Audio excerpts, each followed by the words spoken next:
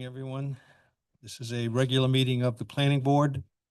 The first item on our agenda is the approval of the minutes from the October 8th regular meeting. I have a motion to approve these minutes. Moved. Second. I have a motion and a second to approve the minutes of the October 8th regular meeting. Are there any comments for changes, additions, etc.? Not all those in favor say aye. Aye. Opposed, nay. Board votes aye. Those minutes are approved. Sorry? Never do. Oh, we never do a roll call? We just make sure we have a quorum. Next item on the agenda is correspondence, and I believe there is no correspondence this evening.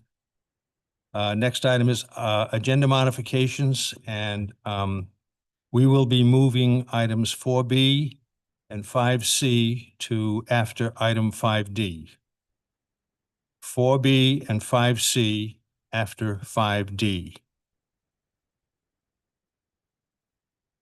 First item on the agenda under old business is a public hearing. Application of CGRI Middletown LLC for combined preliminary and final plan approval of a minor land development project for the construction of a 1,940 plus or minus square feet bank with a drive-through PTM lane, parking, landscaping, stormwater management, utilities, and other site improvements, and including requests for waivers from certain provisions of the commercial development design requirements of Section 521 of the Middletown Rules and Regulations regarding the subdivision and development of land, including Sections 521.1.B.1, 521.1.E.4, 521.3.D.1, and 521.3.D.3. The application includes requests for special use permits per Middletown zoning ordinance, Section 602, to allow alteration to an existing shopping center, Section 717, to allow a drive-up window, and Section 1212 to allow a sign 26 feet in height where 10 feet is allowed and 177 square feet where 80 square feet is allowed. And a request for variance from zoning ordinance Section 1305 to provide 0 loading spaces where 1 is required. Property is located at 1400 West Main Road, Tax Assessor's Plat 106, Lot 53A. I have a motion to open the public hearing. So moved. Motion is made and seconded to open the public hearing. Is there any discussion? I'm going to recuse myself from this application. Understood. So is there any discussion on the motion to open the public hearing? All those in favor say aye. Opposed, nay. Chair votes aye. Public hearing is open. Mr. Martland. Yes, good evening, Mr. Chairman and members of the board. David Martland on behalf of CGRI Middletown LLC, the owner and applicant of the property located at 1400 West Main Road. With me this evening, I have David Taglianetti, who is with CGRI Middletown LLC and the Carpianato Group. I also have Renee Codega, who's with VHB and is a professional engineer. The matter before the board this evening is essentially a matter or a portion of a matter that was before the board back 3 years ago, actually in October of 22. This was the subject of a hearing. It was a larger proposal. At that time, we received a positive recommendation on the various requests. And at that time, in that permitting, this board was not a unified permitting board. And so that was a positive recommendation that then went on to the zoning board. The zoning board heard the application thereafter and unanimously approved the application for a variety of reasons, which Mr. Taglianetti will get into.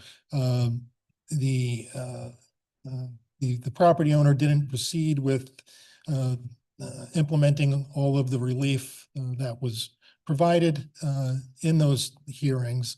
And so we're back here to basically seek to get approval and restore the prior approval for just a couple of portions of what was previously approved.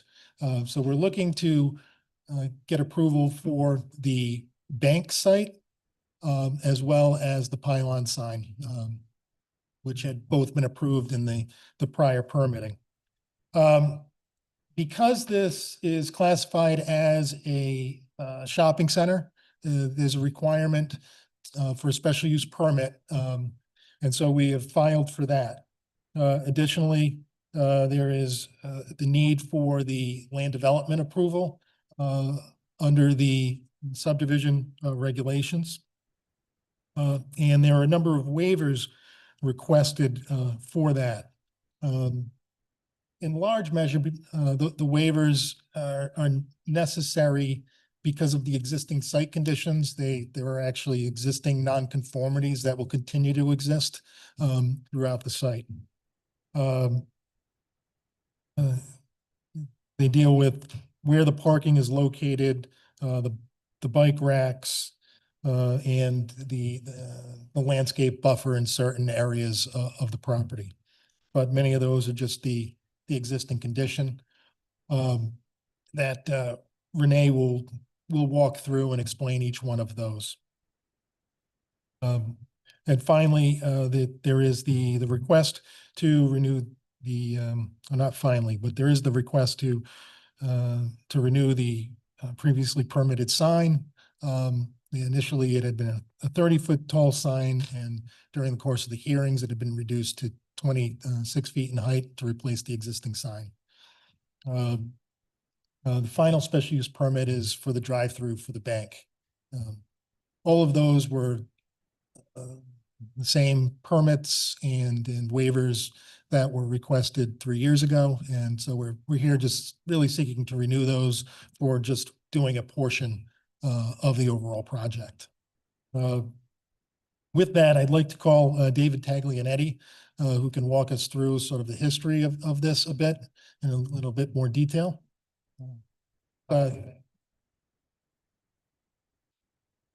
Dave Taglianetti with the Capianato Group.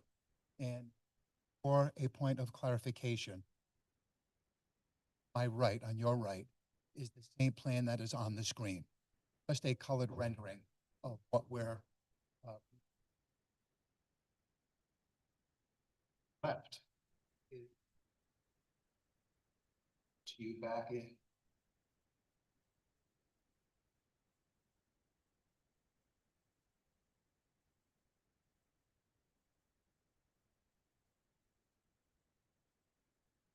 That project consisted of an expansion size of 20,000 square feet of office space for lifespan and retail space out front, and Pecos Bank as an outpost.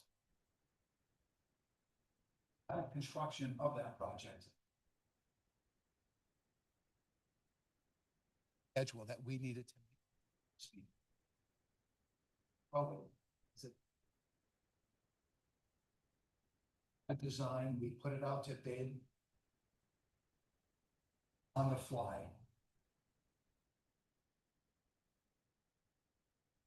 What we learned was that put the project on hold. And what we could afford to build.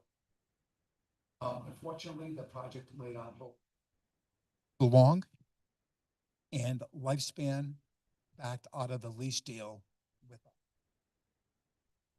on hold permanently. That was in 2023. In 2024, we negotiated a land condo sale to Riverhead for a portion of the site. For a land condo project, Riverhead owns the entire site except for this front piece here, where we own the land rights to build Pecos Bank. Riverhead may or may not at some point come back with their own plans to because they're only occupying the back portion of the site, as you know. So we still delivery dates. Pecos Bank are out of reach. They were years ago. So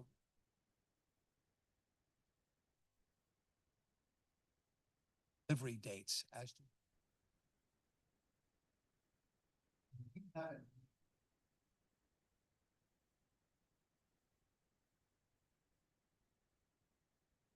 confident that we'll either or come up with an agreement with.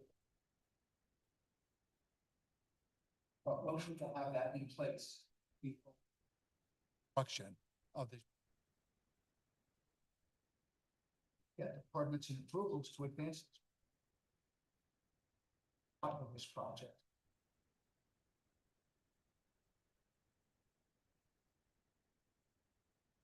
Or a new lease.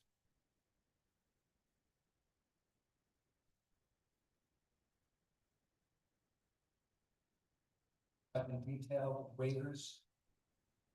Permits that we want. What do you think? The development. Yes, I'd be happy to answer those. Any questions, before we get the details?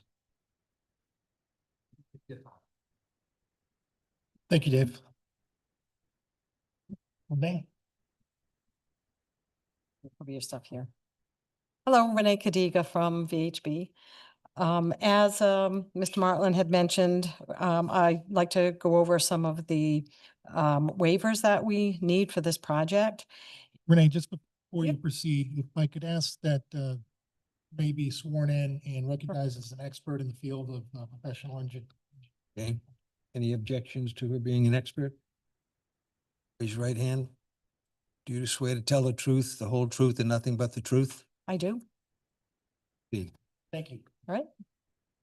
So one of the variances that, well, the one variance that we are seeking here tonight is relative to loading for this property in this development. And we received the variance in the past, and basically for a bank, a small bank of this size, 1,900 square feet, and the use itself just doesn't warrant the need to have a loading space provided for deliveries to a bank. So we're requesting that we do not provide that loading space. So we wouldn't provide any loading for the bank. And anything that they do need is small deliveries at any particular time throughout the day. So it's just small deliveries for a bank. The other item for waivers is bike racks. So again, we're providing the same number of bike racks that we provided on the prior submission to you. And for the same reason, the bank, we're providing space for 2 bikes rather than the required 8 spaces. And that's based on the 8 required per your code is based on the number of parking spaces that you're providing. We feel because it is a bank, 2 spaces for bikes for the bank is sufficient. So we're asking for that waiver. Another waiver we're asking for is relative to the landscape buffer along the property line. So along the southern property line, in the entrance drive, that's where the property line is located. It's going right through the access drive. There's no way to. Sure. Renee?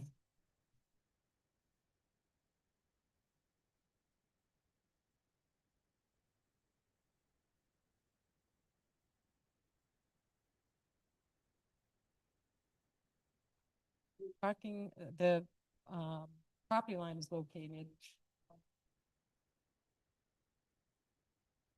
That's the access drive.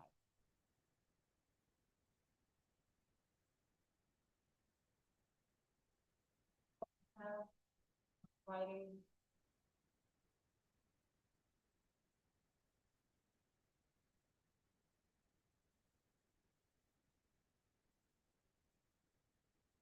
not exactly where and it is an existing condition as well. That, that access drive acts as a sort of a common access drive for both the Stop and Shop parcel as well as the subject property. Is that- That's right. Yep. So, Stop and Shop Plaza here, as well as, this.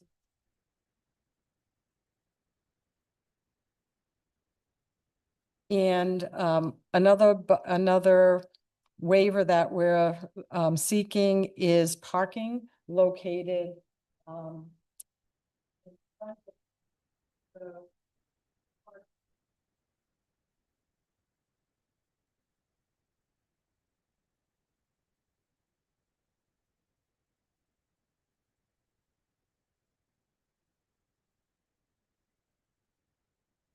small amount, a reduction in the park.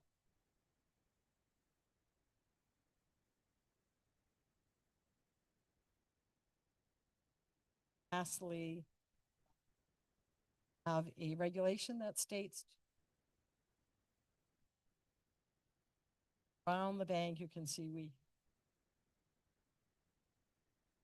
of sidewalk and some areas of, but where the sidewalk is, it's really having pedestrians and the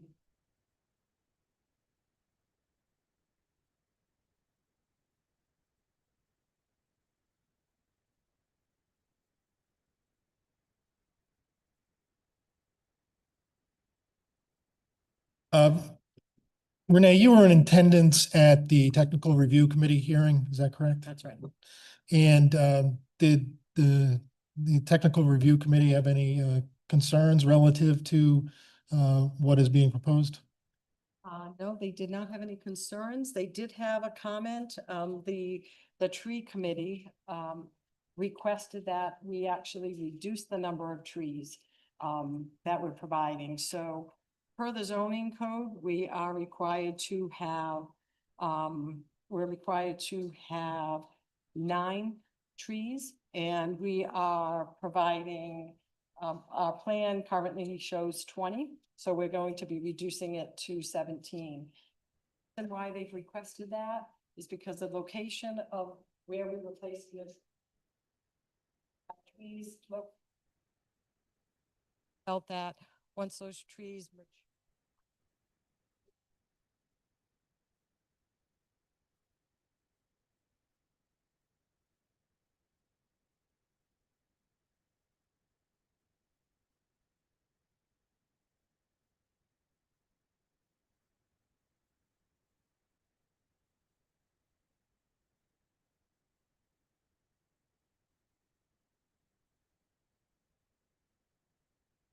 Those are indicated in the memo as recommended conditions of approval. Right.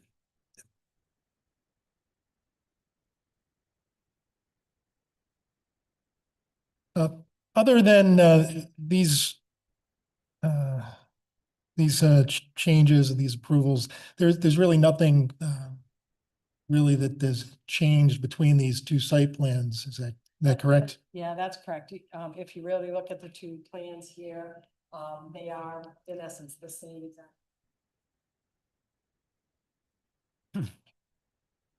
Mike? What was the reason you couldn't provide a landscape buffer between parking and the building? Did where we, but access for the pedestrians, for ADA compliance.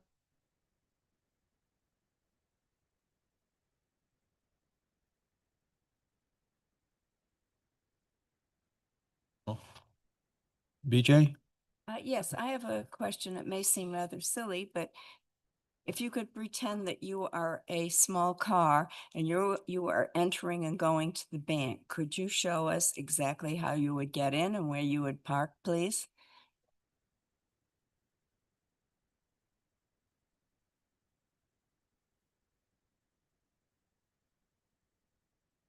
So this is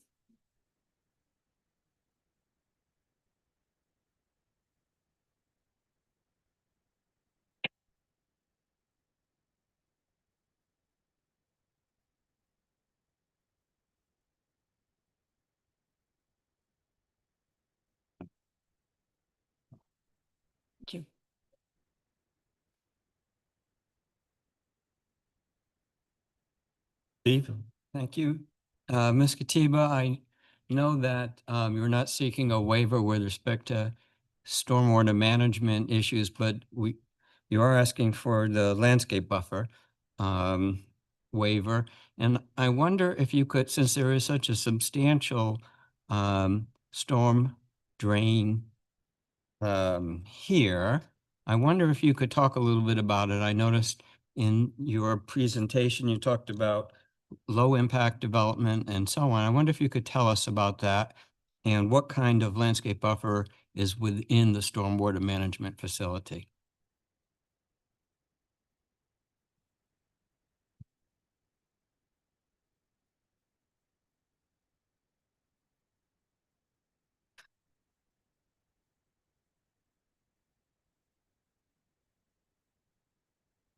Pointer's not gonna work on the screen. Or you can walk over to that screen if you want.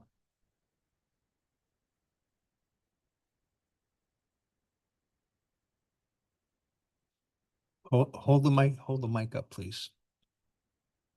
This large detention basin.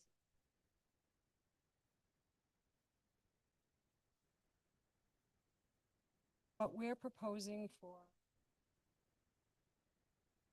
to incorporate a sand filter in this.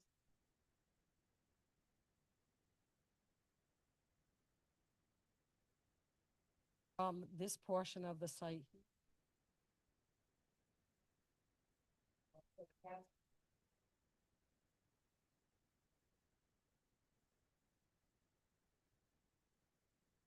And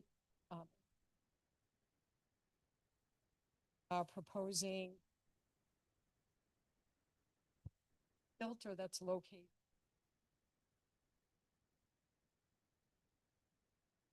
water discharge.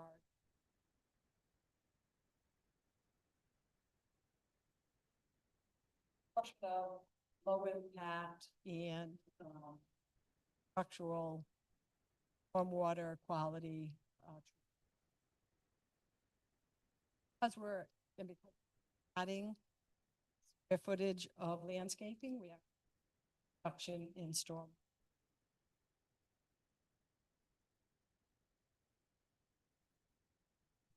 Thank you.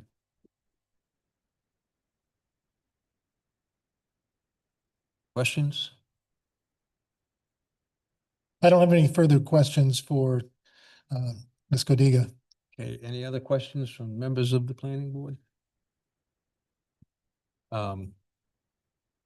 Excuse me, sir. Can I just ask Mr. Martland to describe a little bit about the condominium, land condominium? What aspects of this development is Carpianato Group responsible for, and which aspects is Riverhead? So for example, the entire rest of the stormwater basin, is that Riverhead or is that Carpianato? Now, I haven't reviewed the condominium documents recently, and this is going back like a year ago. David might have a better understanding. Good evening. Again, Dave Taglianetti. I believe, Ron, that we submitted the land condominium plans and declaration into the town for review. So Riverhead, from a land condominium standpoint, owns all of the property except for the land around the bank.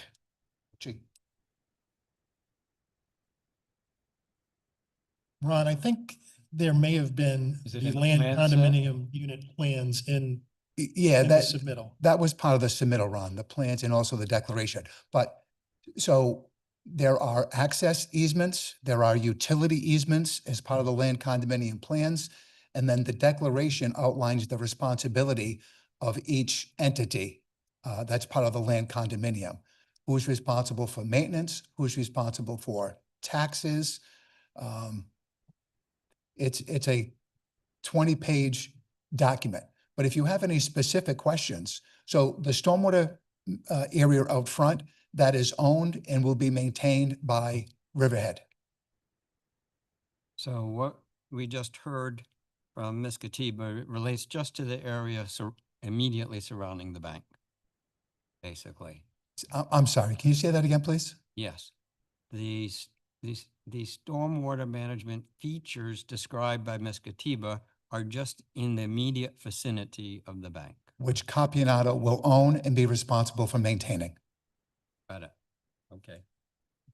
And the balance of the larger detention area is part of, I believe, a common area for the joint use of both land unit owners. Right, Additionally- there's a drainage easement.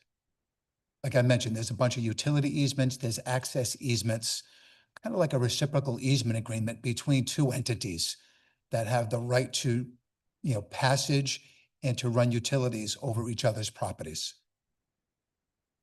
Not to overly complicate things, but this, the Stop and Shop property also has an easement to discharge into that detention basin. Right.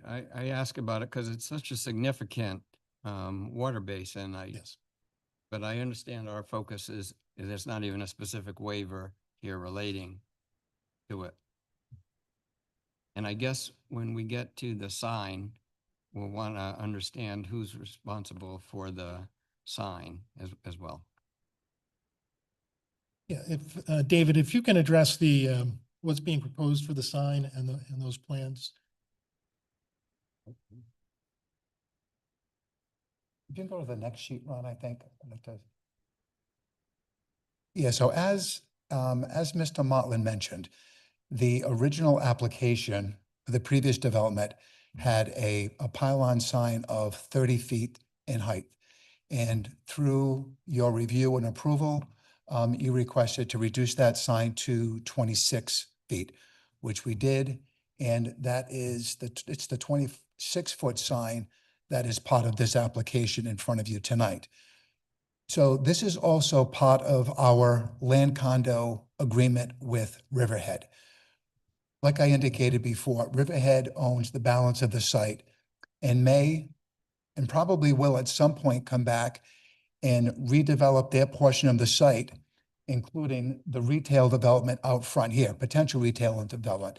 So they wanted the right to have additional panels on the pylon to advertise for their tenants. So the way it'll work with this sign, Riverhead will be on the top panel, Bay Coast Bank will be on the bottom panel, and the middle three panels will be reserved for future tenants within the Riverhead piece.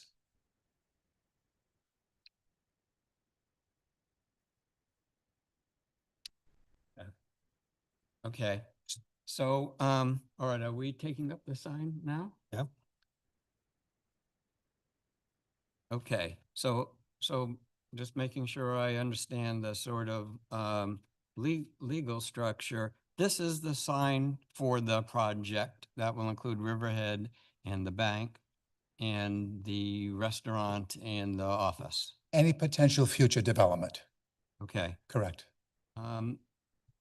So here's what I would ask you to comment on, Mr. Tagliatelle, which is the West Main Road, of course, has no paucity of signage.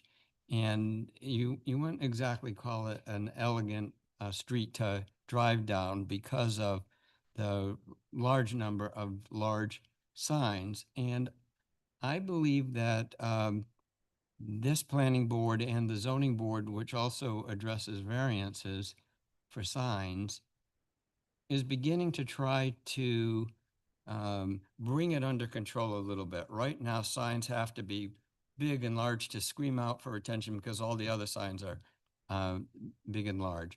But the efforts of this board and the zoning board have been to mitigate the need for that by beginning to make them smaller and a little bit more elegant. We had a big discussion about that, for example, with respect to Middletown Center and the signage that would be there at the end of West Main Road where it hits Coddington. So with that in mind, I'm going to ask you, please, to comment on whether or not a sign that it has almost 3 times as much height as allowed by the ordinance and more than twice the square footage is really needed. And in answering that, I wonder if you would share with us some data regarding other signs in the area and their heights and square footages, because this is part of an ongoing show as you drive down West Main Road. Understood. So one of the key words that you mentioned about signage was you're looking to have something that's elegant. I believe that that was your word. Yes, sir. And we certainly feel that the design that we have with having a uniformed black background and all white lettering. So at night, when you drive by the sign, you don't even really see the panels. You just see the white lighting. Many signs that you see along East Main or West Main Road have all different colors and different brands from each of the tenants. And we fought very hard with our tenants for this project to have a more uniformed and elegant sign. So I think we have an elegant sign. As far as the size of the sign, I believe that in our original application, we did a comparison, a comp of the additional, of the other signs along West Main Road with developments of similar size. And we believe that this proposed sign is in keeping with the existing signs of developments similar in size with the sign that we're proposing. That said, we certainly compromised last time when we were in front of the town with the size of the sign. I can tell you that when we deal with our tenants, with our leasing team deals with our tenants, of which Joe Perrick is our vice president of leasing, he will tell you that embedded in all of our lease agreements, our tenants need and want as much signage as they can out along the frontage of the roadway, especially when the buildings are sometimes set back a little bit further. My last question, I'm going to turn it back to the chairman. Will the bank also have independent signage on the building itself? Yes, in keeping with town requirements. Without variance, the same size, no larger than allowed under the statute? Correct. The size and the number of wall signs allowed is consistent with what's allowed by zoning. Okay. Leon? So directly opposing this sign is the other monument sign for the Stop and Shop, correct? On the other side of the entryway. Hmm.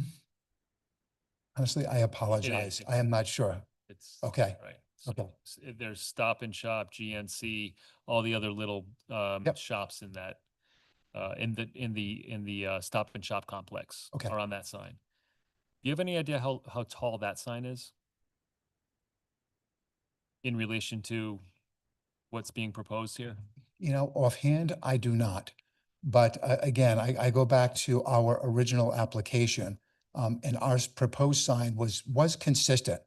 So I will tell you that that sign is 26, 27, 28 feet. The Is existing sign? the Stop and Shop sign, Okay. yes.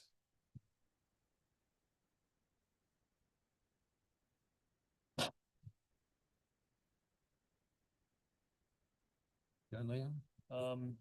For now, yes. Okay, Would no, have I, to I, I stand corrected. It is only 23 feet. in So that height. sign's 23 feet. Yep, in 126 square feet. The Aquidneck Center where Shaw's is located, that is 34 feet in height and 140 square feet. And then, yeah, this was the one I was thinking of, the Home Depot site. That pylon, that monument sign is 29 feet in height and 176 square feet per side in the area. so my opinion is that this sign, is, I believe it's an improvement design-wise of to the existing Riverhead sign. However, I agree with Steve. The fact that we've been discussing signage and, in a larger context with other projects and around town, and I just think, if anything, it shouldn't tower over the sign next to it. So, because otherwise we're gonna have the sign wars, they did it, and they get bigger and bigger and bigger. And to Steve's point as well, and to the larger point, the area is getting very commercialized with more signage and more signage and more signage. I understand the need for signage. Obviously, these are businesses, they need some visibility. So I'm torn here a little bit. I do like the improvement, but maybe the scale of the sign, I'm not sure if we've already approved. It sounds like that was a prior application, so consider this a new. this is it's a new application. Yeah. Now, if we were not to approve the sign, are they able to keep the existing sign? It's grandfathered in They would be that able to correct? yeah, they would be able to keep that and reface it. and reface it and just keep the same footprint, kind of that weird jog that it has on the bottom one. Everything stays the same. Right. Okay, so I got to think about it, but I'm torn here because I would like to see an improvement of that sign. I think that is an improvement, but the sign opposing it, I'd like to keep those, at the same scale. So one doesn't tower over the other. That's just my opinion. If I may, oh, I'm sorry. I'd like to offer, an alternative. Instead of having one sign 26 feet tall, why not have two signs that are in compliance with the town ordinance?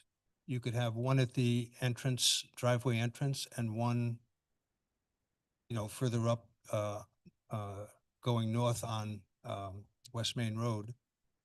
But that would give you the signage space and be in compliance with town ordinances. Okay, I appreciate that. The thought I had, because I understand, Mr. Amrant, the difference in scale between two signs relatively close to each other. We compromised with the town last time we were here. We're willing to do so again. Understanding that sign is 23 feet, ours is 26 feet. What if we went down to 24 feet? Would you consider two signs that are in compliance? It gives you I roughly the wouldn't, same. I would not, Roughly the same square footage of sign. I know, but our tenants always like the sign at the entry point into the facility. If it's beyond the facility entryway or way before it, it's just not favorable for the tenants. And just to add, I don't think Riverhead would agree to that suggestion either.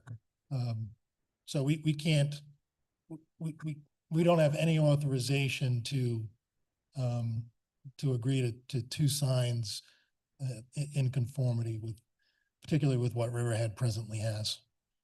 Again, understanding that the other existing signs are 23 feet, 34 feet, 29 feet.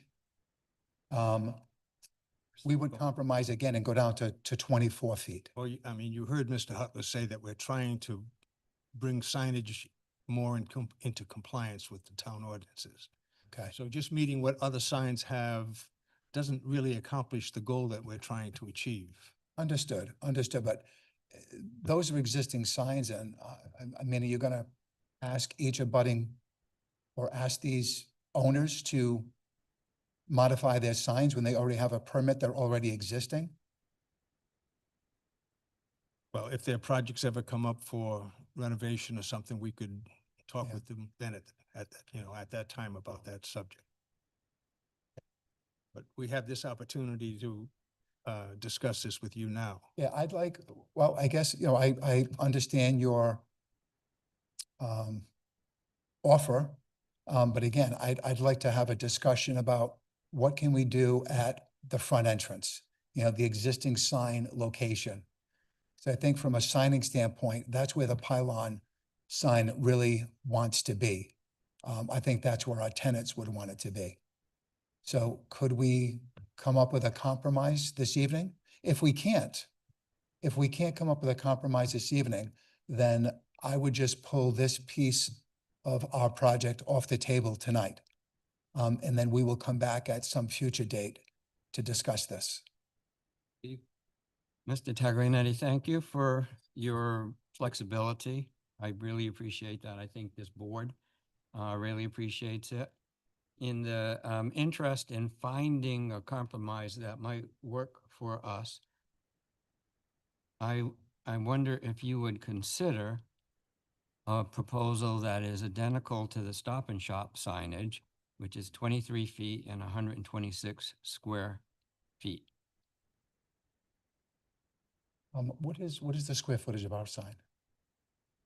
I What, believe it was 177 square feet. Right. Yes. Okay. So you would be okay with? Yeah, but we're changing gonna, but we're gonna look the look and feel of our elegant sign as is, but we'll reduce the size. A lot better, but it would be the same size. Yeah, Same design, but. Same stamped design. To kind of match the opposing sign on that entryway.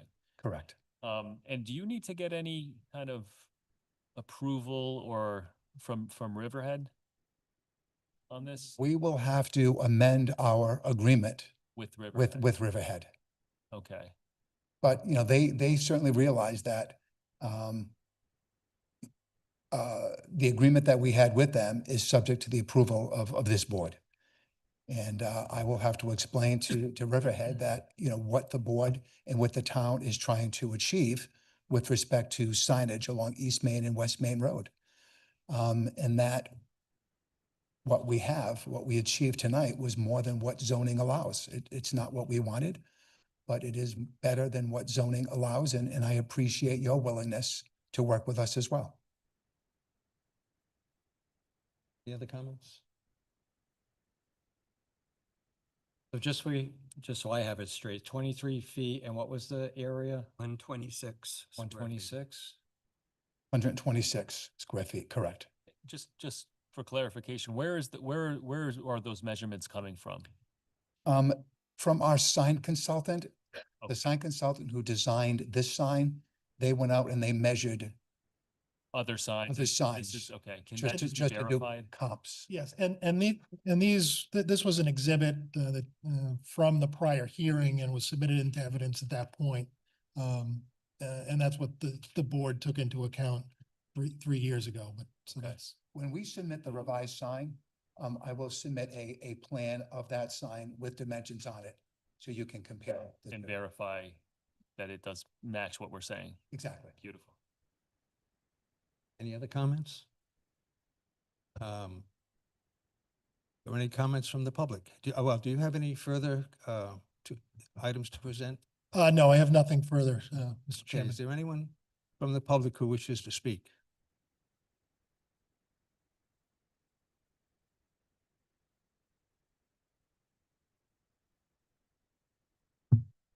Nobody online? So may I have a motion to close the public hearing? So moved. second? Motion is made and seconded to close the public hearing. Any discussion? All those in favor say aye. Opposed, nay.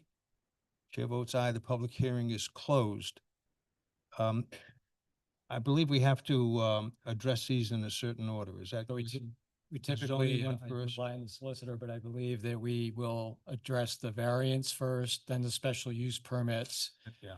and then the plan approval. Plan approval with the waivers. waivers. Yeah. The conditions, the two proposed conditions can be applied to either of the first two, the variance or special use permit approvals, assuming it's an approval.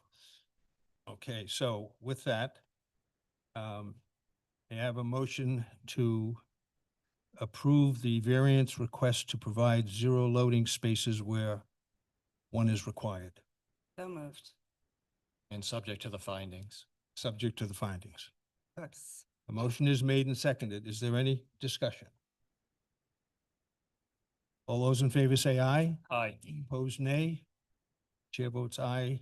That motion passes. On the special use permit requests, I'd like to do those individually, so may I have a motion to approve the zoning ordinance, the special use permit request to allow alteration of an existing shopping center? So moved. Second. Motion is made and seconded to approve Are you attaching the proposed conditions from the TRC? with the, Commission? yes, I'm sorry. Could amend the motion to. Yes, guys, do the makers of the motion and the seconder approve those amendments? Yes. Yes, in addition, this is subject to a sign in height of 23 feet. Oh, we're not there yet. I'm doing just the first special use permit. Oh, just a special, Yeah. use, okay. So we have a motion to approve the special use permit request to allow alteration of an existing shopping center, subject to Findings and findings conditions. and conditions. Is there any further discussion? Mike? So, is this to allow a drive-through in the shopping center? Is that No, what we're this talking is about? just to allow the modification of the existing shopping center, and then you're gonna vote next The next on the one. drive-through, and then Okay. another vote with regard to the sign. Okay. So this is for the basics of the plan itself, and then the drive-through and the signage are separate votes. Any other comments or discussion? Mr. I Halper? would just like to comment that one of the requirements is that there be no significant negative impact to ground or surface water quality.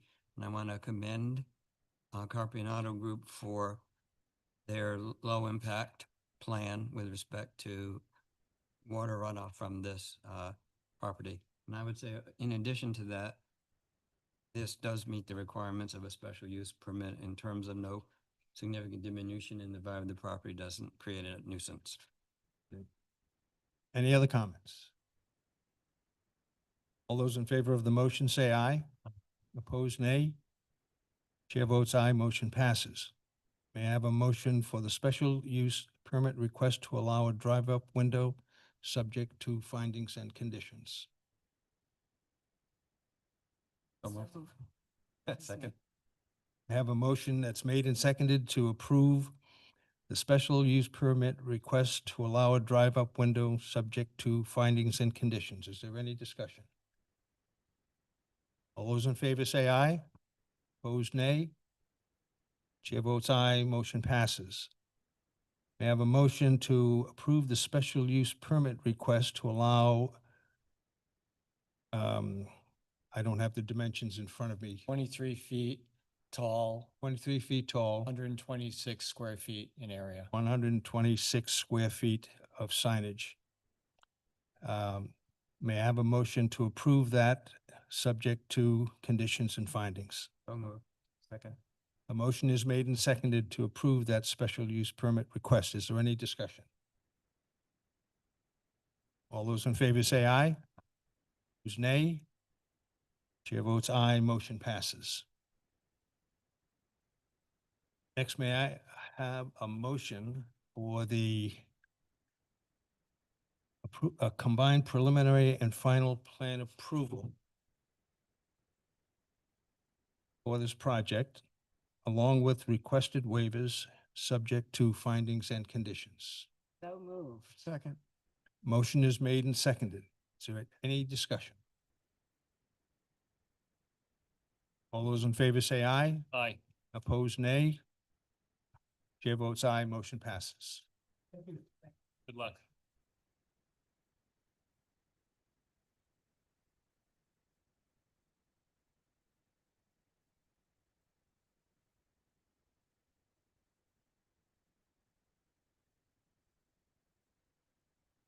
Next item on the agenda is item 5A.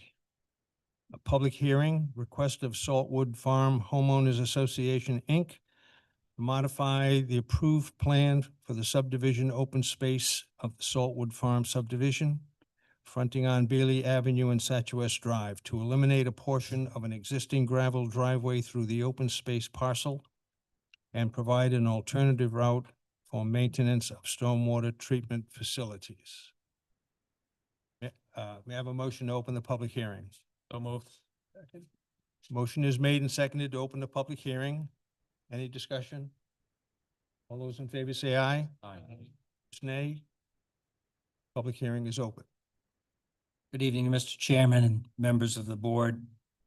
My name is Peter Gallipo at 135 Bailey Avenue. My home is the original home on the property that has become a 12-lot development. The home was originally served by a driveway that begins on the Satchwitz Drive cul-de-sac and then swung eastward along the east side of the property back to my home.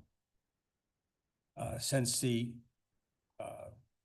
plan proposed lots along the east side of the property, it became necessary to either relocate or abandon my driveway to the house from Satchwitz Drive. The plans also called for an extension of Bailey Avenue, which we have since done and brought pavement up to the back of my home. But the home faced the cul-de-sac and faced towards St. George's. And my thought in maintaining a driveway from Satchwitz Drive was that I could have a approach to the front of my home like most homes have. But having lived there for a few years now, came to realize that the gravel drive is a bit of an eyesore. It's a bit of going to be a bit of a maintenance headache. We've got weeds popping up through the gravel. And it also encourages other vehicles to drive through the open space.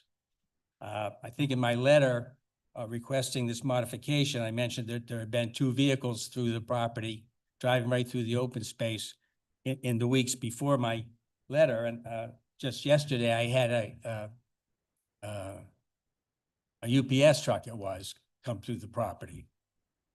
But the main impetus for this was I had Mark Horan is the builder who's purchased 4 lots in the development already. He has a contract to purchase 2 more. And he came to me with a request that we eliminate the gravel drive. And after reviewing it, I decided to submit a plan to get rid of most of the gravel drive, about 80% of it, but keep a section just off the cul-de-sac that would bring a truck to the Pond 202C, which is right near the cul-de-sac in case any work was needed. At that point, we have a couple of culverts that run under the driveway. But from the point of that retention basin all the way up to my house, we propose to eliminate and lumen seed it, restore it to the way it was. Now, the DEM had specified on the plan, they wanted the ability to get to the other pond on the property in the northwest without encountering any vegetation. So they specified a travel path for light-duty maintenance vehicles to get to that pond, and they specified that there be no,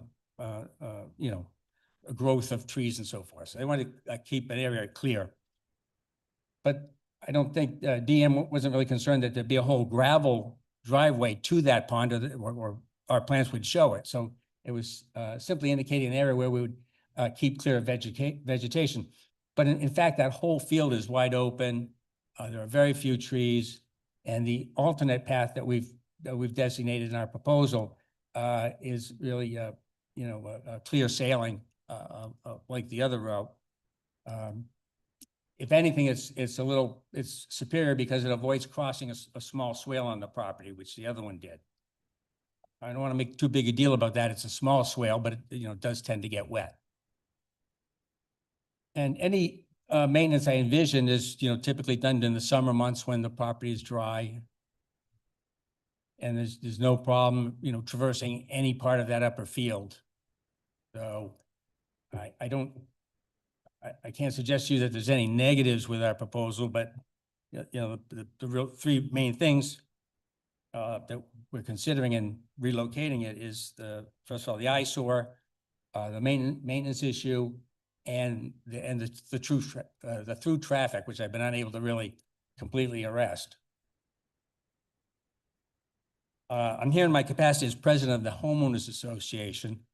It's a nonprofit corporation which is charged with the management of the open space on behalf of the owners. The open space is actually owned in common by each of the owners of the individual lots. This whole idea was presented at our annual meeting in June to the members present and in correspondence to them. And I did canvass all of the other lot owners, and I've heard from all but one, and they all, in support of the idea. And I guess that's my presentation to you. I'm happy to answer any questions you or the members have. So in essence, Mr. Gallipo, you are requesting to eliminate the gravel path where you have it crossed out and add the gravel path that goes to the west side of the property. Is that correct? The gravel path it will follow the original plan, but then a new travel path that will not be gravelled. Okay, will just be overland is the one that swings out to the west. Okay. So So there'll be no construction in that section. what is to the west of your property there? The home that you see there on the left side of the screen is owned by Pam and Ben Haru, who access their property off, I believe it's Anchor Drive off Bailey Avenue. I think Anchor Drive may be private. And just to the north of that property are Bob and Nancy Grazing. So it's my neighbors there. residential property to the left, to the west, residential property? Yes, it is. Yes, it is. Okay. Any comments? Mr. Chairman. I've had a very hard time following this, because Mr. Gallipo is pointing, but it doesn't compute for me from that distance. So I wondered, Mr. Gallipo, if you could take your microphone and go over and kind of walk us through a Cliff Note summary of what you're proposing. I'd be happy to do that.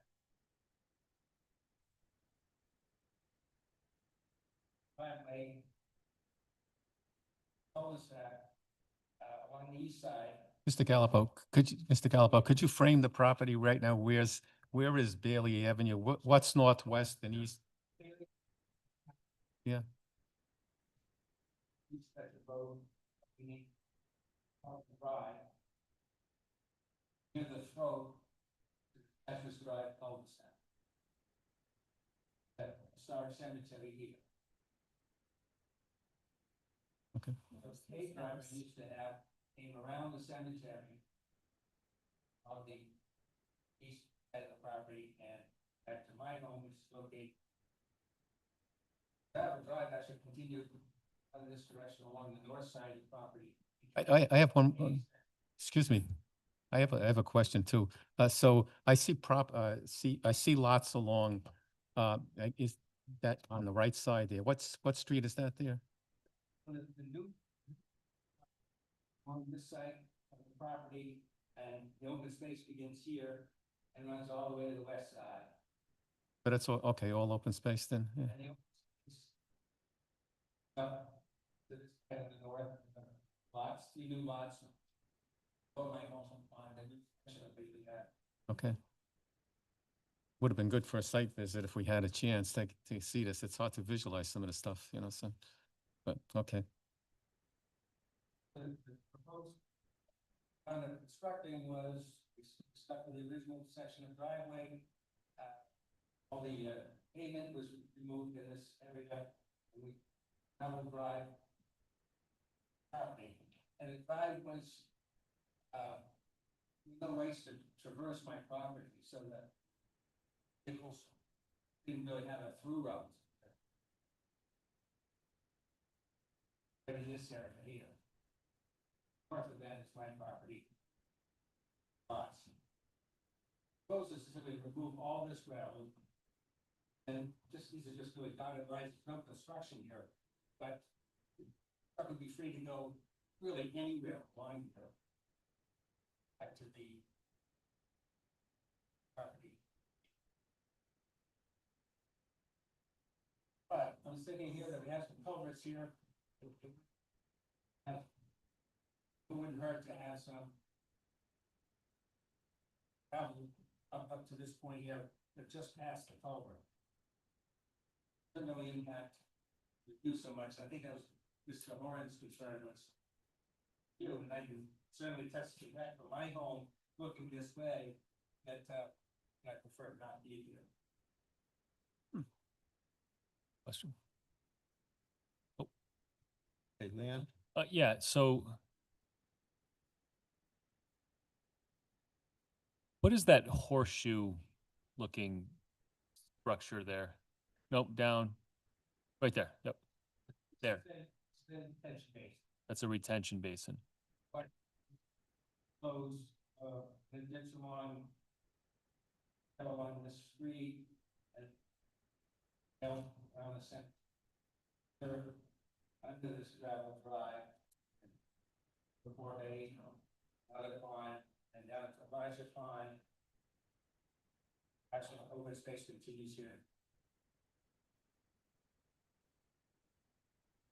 And there's no need for that gravel road anymore because you have access off of, looks like Bailey Avenue to your house? So my own driveway, and I have a driveway in the back of my house. Okay. And you're just proposing to remove that gravel driveway, that gravel road?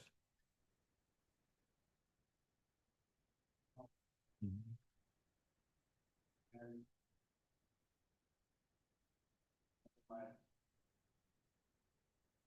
And then seeded, it would be grass, this would be, stored. restored as grass. And then are you proposing creating another, like moving that? I don't understand. What's the purpose of the road that where the arrow's pointing? Is that a new, that one, right?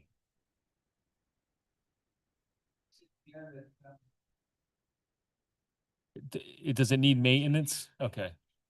So that would be the access to that area for, okay. And just to be clear, he's not proposing creating a new gravel driveway. That's just identified as the access way to get to that pond. Nothing's going to change on the ground. That's going to remain grass. So that would be a grassy area and Yes. but they can drive over the grass.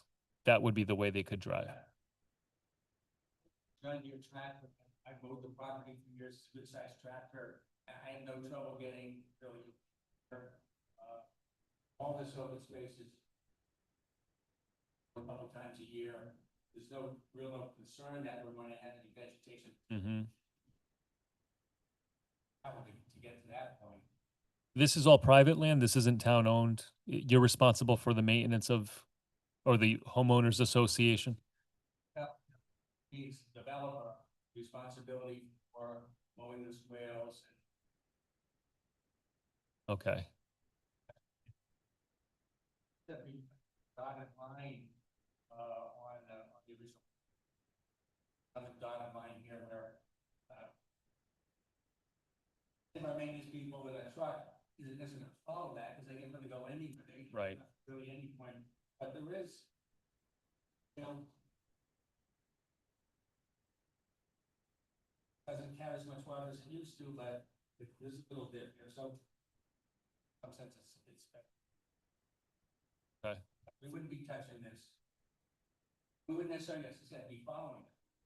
You know, they have to run to get anywhere they needed to get.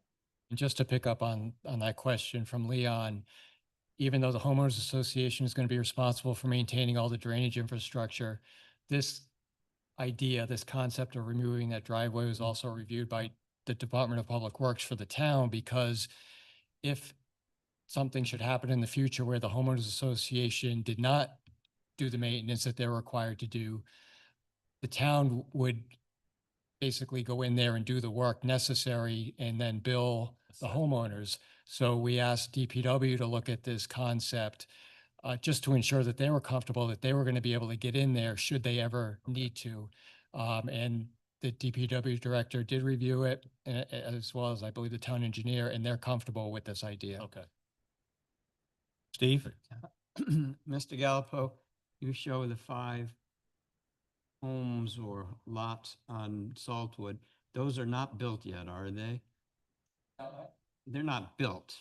Not, They're- no, not yet. These they're- two homes off the end of the cul-de-sac are built, and the home is accessed, Place Avenue on the new street, Cross Country Lane, that's built. Structure on these 3 lots or the 5 lots along this side. Okay, and I just wanted to, and you mentioned 2 homes on the other end, grazings and one other. I just wondered, these neighbors, are they aware of your plan and are they okay with that? These folks, they had no problem with it. On the other side, not shown on the plan, there's another home right next to it.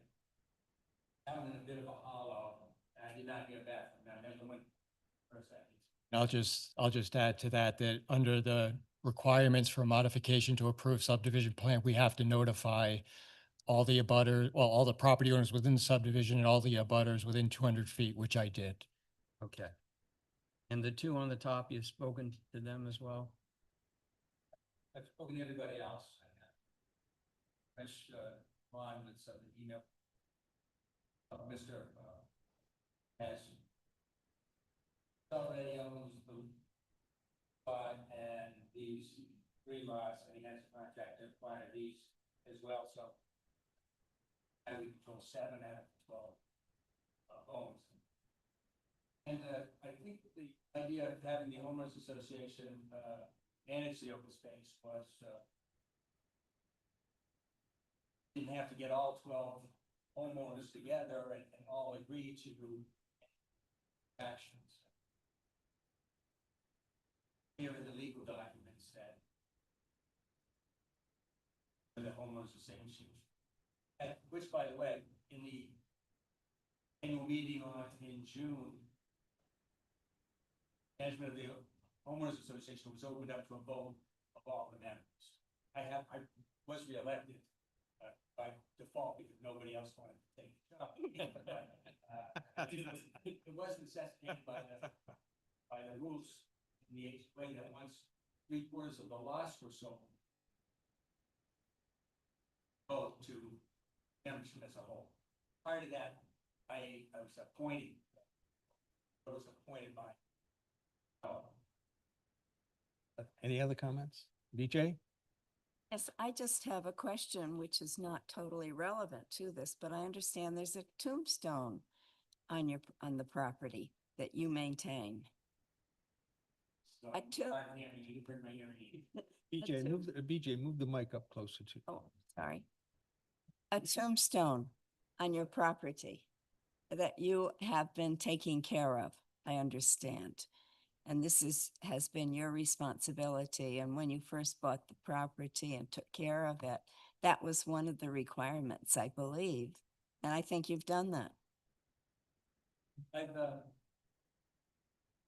probably 2001 and moved in 2002 and originally proposed a subdivision as a conventional subdivision plan. And I think that it was approved master plan level.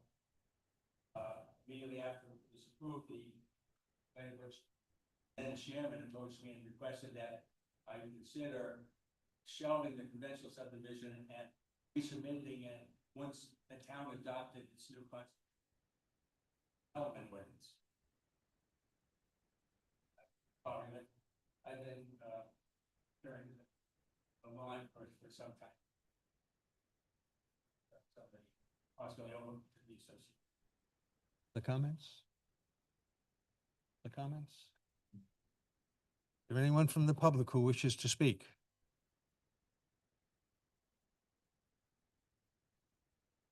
Nobody online. May I have a motion to close the public hearing? So moved. Second. Motion is made and seconded to close the public hearing. Any discussion? All those in favor say aye. Aye. Opposed, nay. Chair votes aye. Motion passes. The public hearing is closed. May I have a motion to approve the modification that Mr. Galapo is requesting? So moved. Second. Motion is made and seconded to approve the modification this plan to remove the gravel driveway. Is there any further discussion? All those in favor say aye. Aye. Opposed, nay.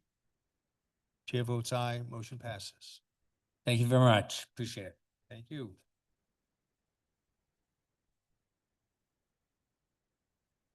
Next item on the agenda is item 5B, a public hearing, request of Newport National Real Estate LLC for a waiver from Design Standard Section 521.2.c of the Middletown Rules and Regulations regarding the subdivision and development of land for the proposed construction of a golf cart storage structure, including proposed use of exterior building materials not meeting design requirements. Property is located at 425 Mitchell's Lane, Assessor's Plat 124, Lot 29. May I have a motion to open the public hearing? Motion is made and seconded to open the public hearing. Any discussion? All those in favor say aye. Aye. Opposed, nay. Chair votes aye. The public hearing is open. Yes, good evening, Mr. Chairman and members of the board. David Martland, on behalf of Newport National Real Estate LLC, in connection with the request for the design waiver this evening. This is related to the property located at 525 Mitchell's Lane, Assessor's Plat 124, Lot 29. This is the additional 9 holes and clubhouse for the Newport National Golf course that is presently under construction. This matter had come before planning board as well as the zoning board, I believe, back in 2022 for the appropriate land development approvals for the clubhouse and all the associated improvements and detention basins. And even the cart tent that is the subject this evening. The original plans that were approved note that there is a cart tent parking and indicated it's a soft-sided tent structure on the approved plans. There was basically essentially an oversight at that period of time in that a waiver should have been requested for the soft-sided tent. That was overlooked at that time, and even though it's on the plans, and so we're here before you this evening to request that waiver for the tent under which all the golf carts will park. I have with me tonight Sean Burns, who is both an architect, a registered architect, and a representative for Newport National Real Estate to provide testimony with respect to this, and to walk through the site plan and show you where this structure is located, as well as how it is constructed. I think when you look at this in totality, it is well beyond the roadway. It's some like 800 feet from Mitchell's Lane. It is behind the clubhouse structure. It is a low profile and is the same color as the proposed structure or as the clubhouse. So if I could ask Sean to come up and ask that he be sworn in. Good evening. Could you identify your name and affiliation, please? I am Sean Burns, a registered architect here in Rhode Island. I work for Combined Properties, who is the property manager for New England Real Estate. Raise your right hand, please. Do you swear to tell the truth, the whole truth, and nothing but the truth? I do. Any objection to recognizing him as an expert? So noted. Thank you. Thank you. Sean, could you sort of explain your relationship to this project and your what you did in connection to permitting for this property? So I was the architect for the owner in conjunction with Spencer who's the local architect here, CDA Architects. We brought the project through a design plan review with you guys. Talked about a lot of things, the clubhouse building, drainage, parking, how carts would get from one side to the other. And during that time, the cart tent, which was shown on the plans as it is now, was approved. But we weren't specific to the materials that would make up the cart tent, since they're not a natural material, which is required. We at this time would like to get a waiver of that requirement. We did have a waiver on the clubhouse for the trim material, which is not a natural material. But could you approach the screen and just sort of to orient the board, indicate where the clubhouse is and the cart parking tent in relation to that?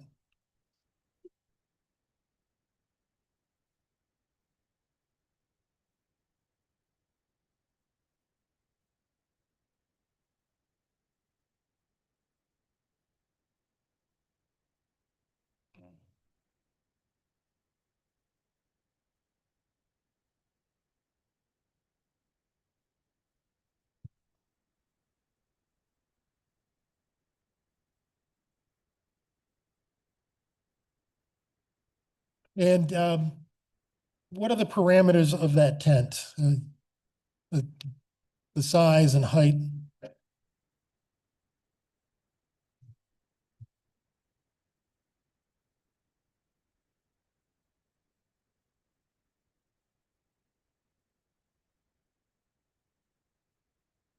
And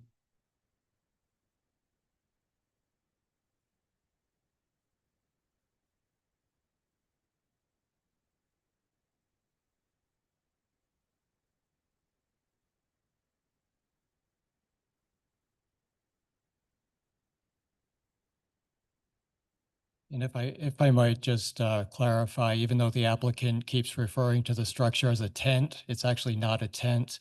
It's a permanent structure, permanent steel frame with fabric sides. They had initially recently applied for a tent permit to put up the structure, and that was not acceptable to the building official because it's not a tent. A tent is a temporary structure. That's why they've been asked to come through this process to get the waiver for the construction of a permanent steel structure with fabric sides. It's terminology. Just want to make sure you understand it's not a temporary structure.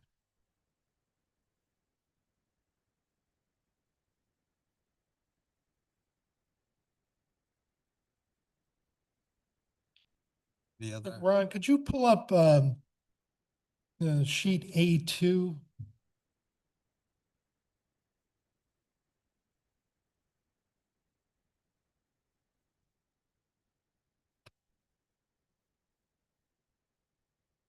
This is sheet 2. No, I'm sorry. It's The architectural. yeah, it's the architecturals. And the next one. That's.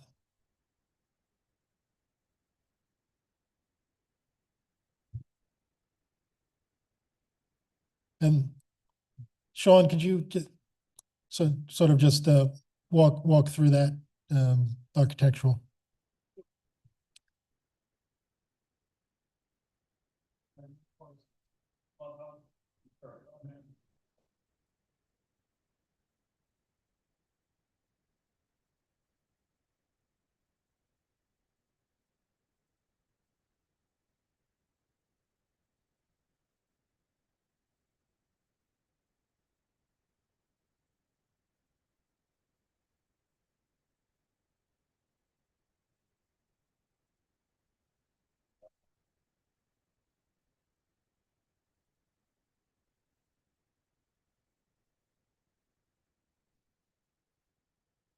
And if you could scroll down just a little further.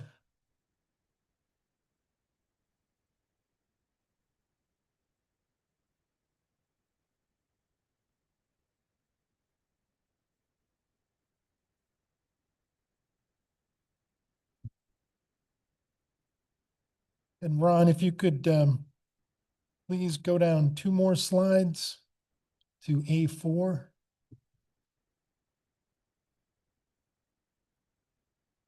And Top here we have site section. To this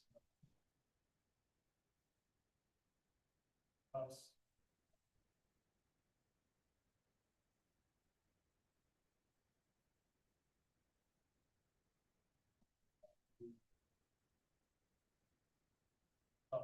Fabric structure, behind the clubhouse.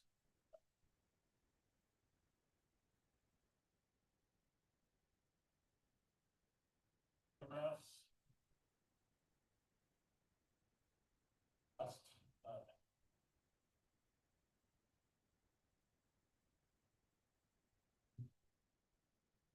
This is a little bit further up Jules. Back at the clubhouse, and again, the clubhouse appears.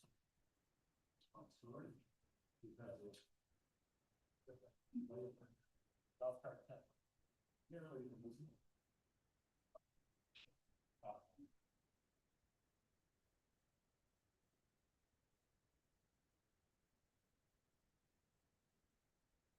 And are there going to be any plantings between that structure and Mitchell's Lane?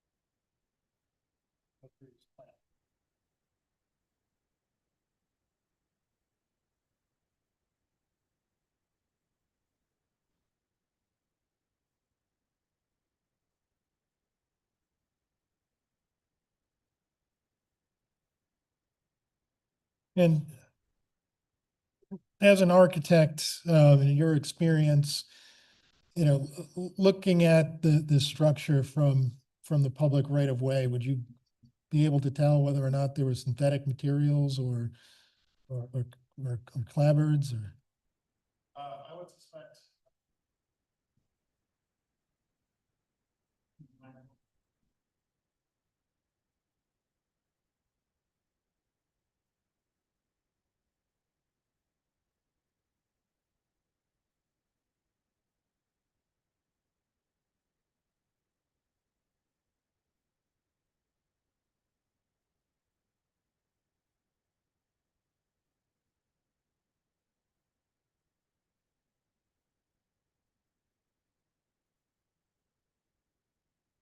Dave, do you want to pass that along?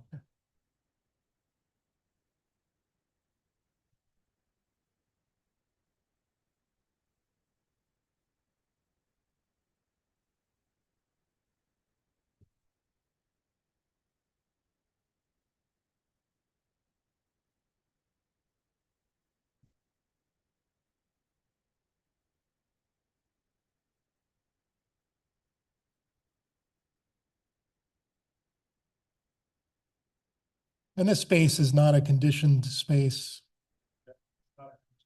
Okay. It's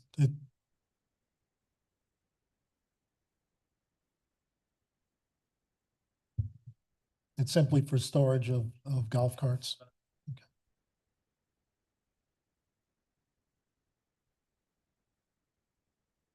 You have anything else, Dave? No, I don't think we have anything further. I think, it's pretty self-explanatory. Yeah, my question is, what is the height of the golf cart storage structure?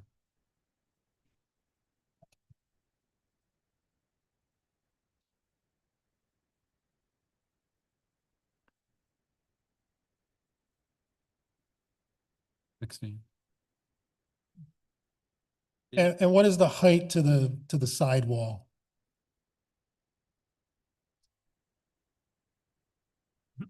And Mr. Burns, was this fabric selected because it's the optimal choice for the purpose of storing golf carts, or is it financial considerations? I would say that, probably well over 50%.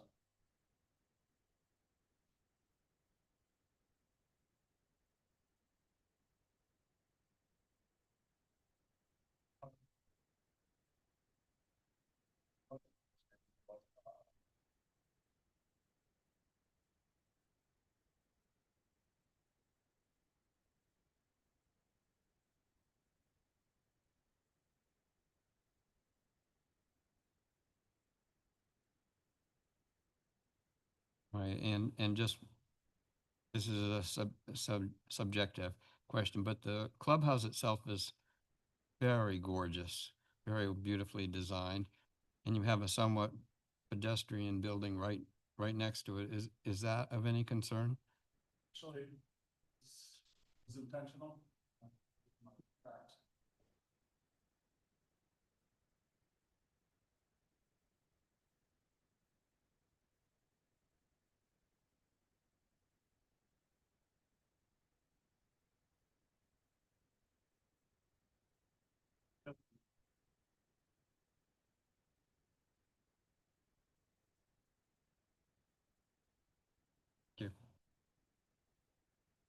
Leon? You, just curious, why is it an industry standard to have, you mentioned, building code issues? If you do it for a permanent building.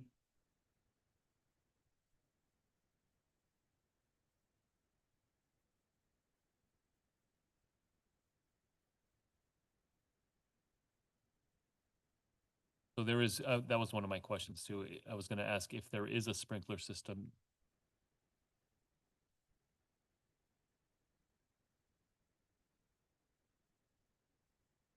No sprinklers. That's not required by building code? How many golf carts are gonna be in that? And all battery operated? With no requirement by building code for sprinkler systems? That's, one of my concerns is the material, while it's flame retardant, if there is a fire in there, is that concerning? It does, okay. Are the panels on the side removable? Is that one of the reasons why fabric is used? Movable, replaceable. Is it a functional, is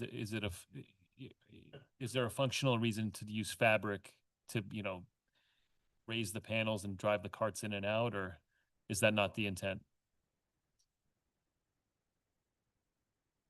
Okay. Okay. Mike? Is this the only waiver required, the material that's used for this building? I mean, don't our commercial design standards say that, if you have a building, that's so wide that there has to be some architectural That's detail? if it's visible from the public way. Okay, okay. Other comments? I have one more. Go ahead, Mike.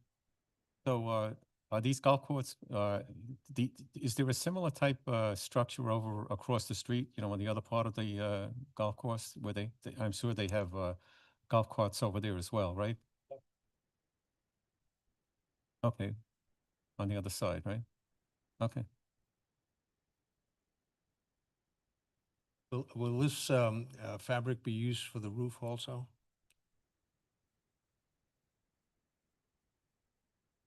Kind of flimsy. I look at the memo that Ron prepared for the planning board, and the last paragraph says waivers may be considered where one, the literal enforcement of one or more provisions of the regulations is impracticable and will exact undue hardship. Because of the peculiar conditions pertaining to the land in question, or where such waiver and or modification is in the best interest of good planning practice and or design as evidenced by consistency with the municipality's comprehensive plan and zoning ordinance. I don't see how those relate to this. Could you elaborate? Yeah, right out of the gate, I would first point out that unfortunately, this wasn't requested at the initial set of hearings. Right, on those site plans, it clearly indicated that this was going to be a soft-sided structure. And unfortunately, that waiver wasn't requested and dealt with then. So we're here tonight now trying to sort of clean that issue up. With respect to the particular request this evening, I would point out that this is some 800 feet from the public roadway. And so I think that is a particular condition. When this clearly really isn't visible from the public roadway at that distance, I think that gives, latitude to grant these waivers appropriately. I mean, you've got the structure, the clubhouse structure itself in front of that. You are going to have landscaping. You have got the topography. So this is in a location that isn't visible from that public right of way. And so I think given all of that, that to impose those standards is impractical with respect to this building. If this building were, up close to Mitchell's Lane, 100 feet, 200 feet, 300 feet from Mitchell's Lane, without screening around it and things of that nature, I would, certainly agree with the chair and totally understand that. Given its proximity, how far it is away and the, natural constraints with this property and lack of visibility, I think this is a totally appropriate request. Comments? Is this meant to be a permanent material used on a permanent structure? This is a permanent structure, correct? This isn't like a He just removable- said it wasn't a temporary. Yeah, is the material intended to be used on a permanent structure?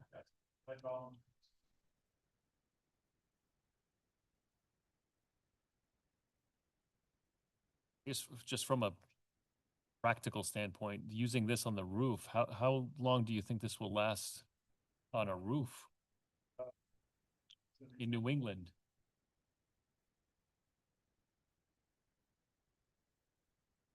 It's the other cart barn, or which other side?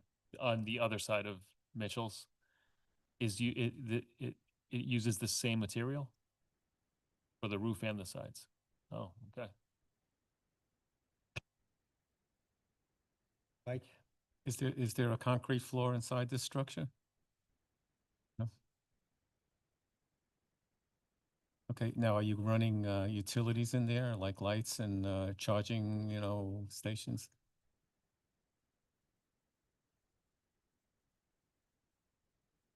Are they gonna run in under the floor? Or?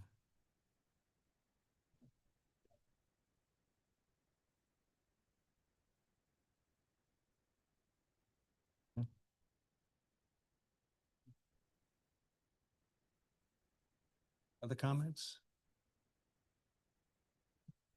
I have a comment. Charlie? So, you've said a few times, so in relationship to the topography and the distance from Mitchell's, you don't think the building is really viewed from Mitchell's Lane? Are there neighbors that can view it?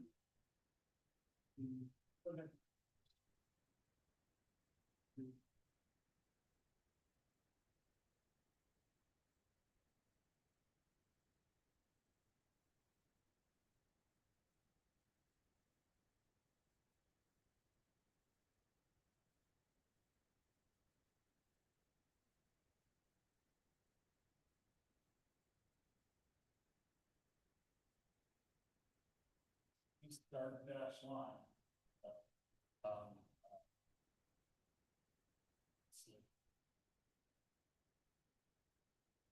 the equipment, truss rail.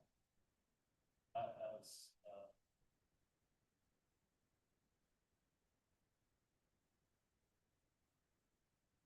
lines here. Up here. Also has trees on. Going from east lot. Okay, thank you. Other comments? You mentioned there was a fire detection system in there. Could you describe that, please?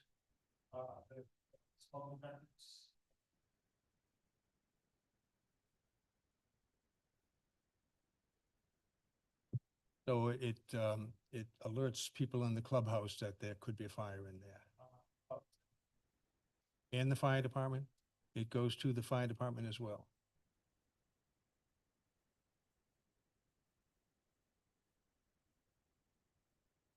Any other comments? Is there anyone in the public who would like to speak?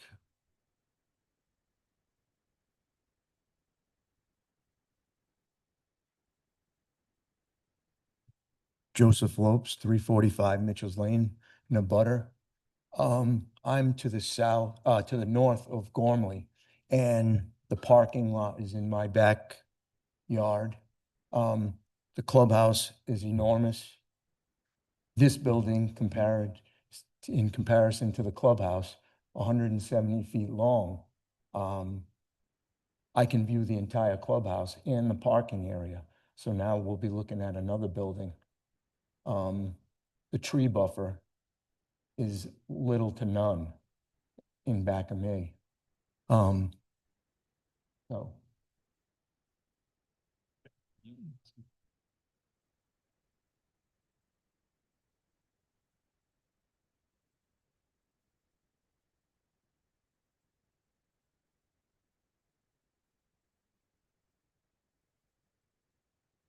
Okay. Other comments from the public? Nobody online. Anybody online? Have a motion to close the public hearing? So moved. Second. Motion's made and seconded to close the public hearing. Is there any discussion? All those in favor say aye. Nay. Chair votes aye. Motion passes. The public hearing is closed. I have a motion to grant the requested waiver. Moved. Discussion. I have a motion. I need a second. Second, I have a motion. It's made and seconded. Is there any discussion? please. Charlie? I just want to be sure that we can attach a condition that the golf course is willing to accommodate the neighbor's concern that was raised.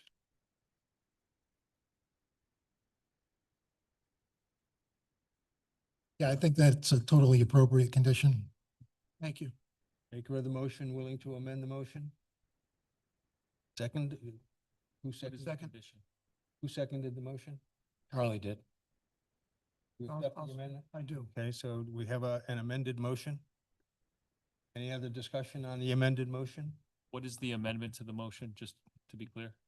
That we approve the waiver request, subject to the condition that the applicant meets the requirements of the neighbor Or additional vegetative or additional screening. screening. I'm okay with that. That's kind of open-ended. Is there any specifics to that? Well, I thought what they said, that they would talk to each other and agree on something. Okay. Yeah, we would work cooperatively with Mr. Lopes to develop a landscape screening plan along that common boundary to mitigate the visual of the parking lot as well as the tent structure. And that's going to be up to Mr. Lopes's discretion. It would be subject to a mutual agreement relative to that. Okay. You might want to add that a landscape plan be submitted prior to the issuance of permitting to demonstrate whatever the agreement is. I would like some kind of like procedure that is formalized in that respect, because Just want to Yeah. make sure that there's communication Yeah. and an agreement There- prior to anything. There should be a mechanism to make sure that that is Absolutely. done before the plan proceeds. Okay.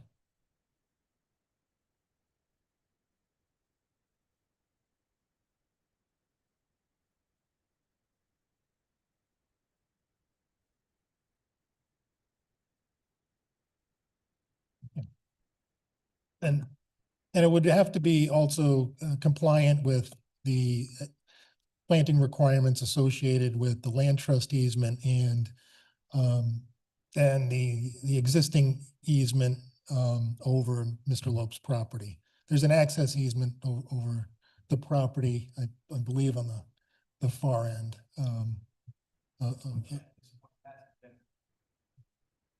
And what I'm saying is that that would have to be complied with as well. It's the first I'm hearing about this. Could you elaborate on that? Probably about 20 years ago, there was an easement negotiated with the prior owner, in anticipation of this, second course, which was back then thought it was going to be an 18-hole, golf course. There were two access easements. One was over the Lopes property, which would allow for maintenance vehicles, I believe it was. And then there was a second easement over property of Mr. Ashworth, for cart access. And there are requirements relative to you know, putting those into a certain condition pursuant to those. And you're saying those easements have not yet been finalized? The improvements to those easements. Like they weren't used for years, right? Come to the mic, please.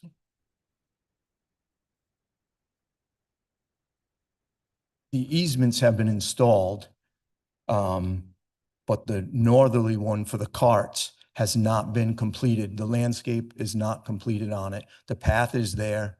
It's occasionally used by a cart, but the plantings in the buffer have not been completed at this point to that one. So can we vote on this subject to a condition that the requirements of the easement be satisfied, or? Well, I think that's what I was trying to indicate, and I may have done so inartfully. Peter? David, do you want to maybe sort of restate what your understanding of what it is you're agreeing to is? Yeah, we're agreeing to make certain that we collaborate with Mr. Lopes in developing a landscape plan to the mutual satisfaction of the parties. That provisions of that landscape plan would also have to reflect any requirements of that required by the Aquidneck Land Trust, also to also be in compliance with the existing requirements of the access easement over Mr. Lopes' property, which have those have certain landscape requirements in there. So I was trying to. And that the landscape plan will be to mitigate the visual impact of the parking lot and the tent structure. That's correct. That's not a tent, yes. Yes. And that plan will be submitted to the town prior to issuance of building permits. Yes. So do we need to modify yet again the motion that we have before us? I think that's the condition, what David just Yeah, said. I think that was a clarification as opposed to an amendment, so I think you're good. So the motion we have as amended is still okay? Yes. Thank you. So is there any discussion on that motion, amended motion? I would just like to make a comment. I'm really torn on this one. I don't see that you satisfy the reasons for requesting the variance. I'm sorry, the waiver. I like the fact that your fire system is tied into both the clubhouse and the fire station. That's good, but I still think you have potential fire trap there. And for that reason, I will vote against this.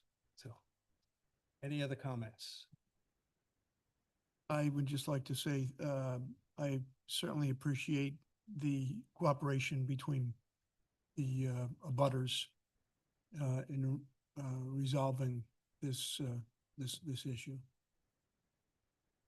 Any other comments? Yes, just Yeah. to opine on the fire risk, I guess. That's the reason I was asking about the building code. I think as long as the building code, this is compliant from a building code perspective, I'm okay with it. I think maybe the building code should, be reviewed because this does seem like a high risk environment for a fire. There's a lot of electrical in there. There's a lot of batteries in there. And I'm surprised that a sprinkler system is not required at this point, especially with Rhode Island's stringent fire codes. But I'm okay approving it because I don't think we can override that. Well, I will tell you this, having sat on NFPA fire committees, the NFPA rules are the lowest possible level of protection that's considered safe. The lowest possible. So, I take into account that it meets the code, but I think there are other considerations in this case. So I will still vote against the proposal, the request. Of course you can respond.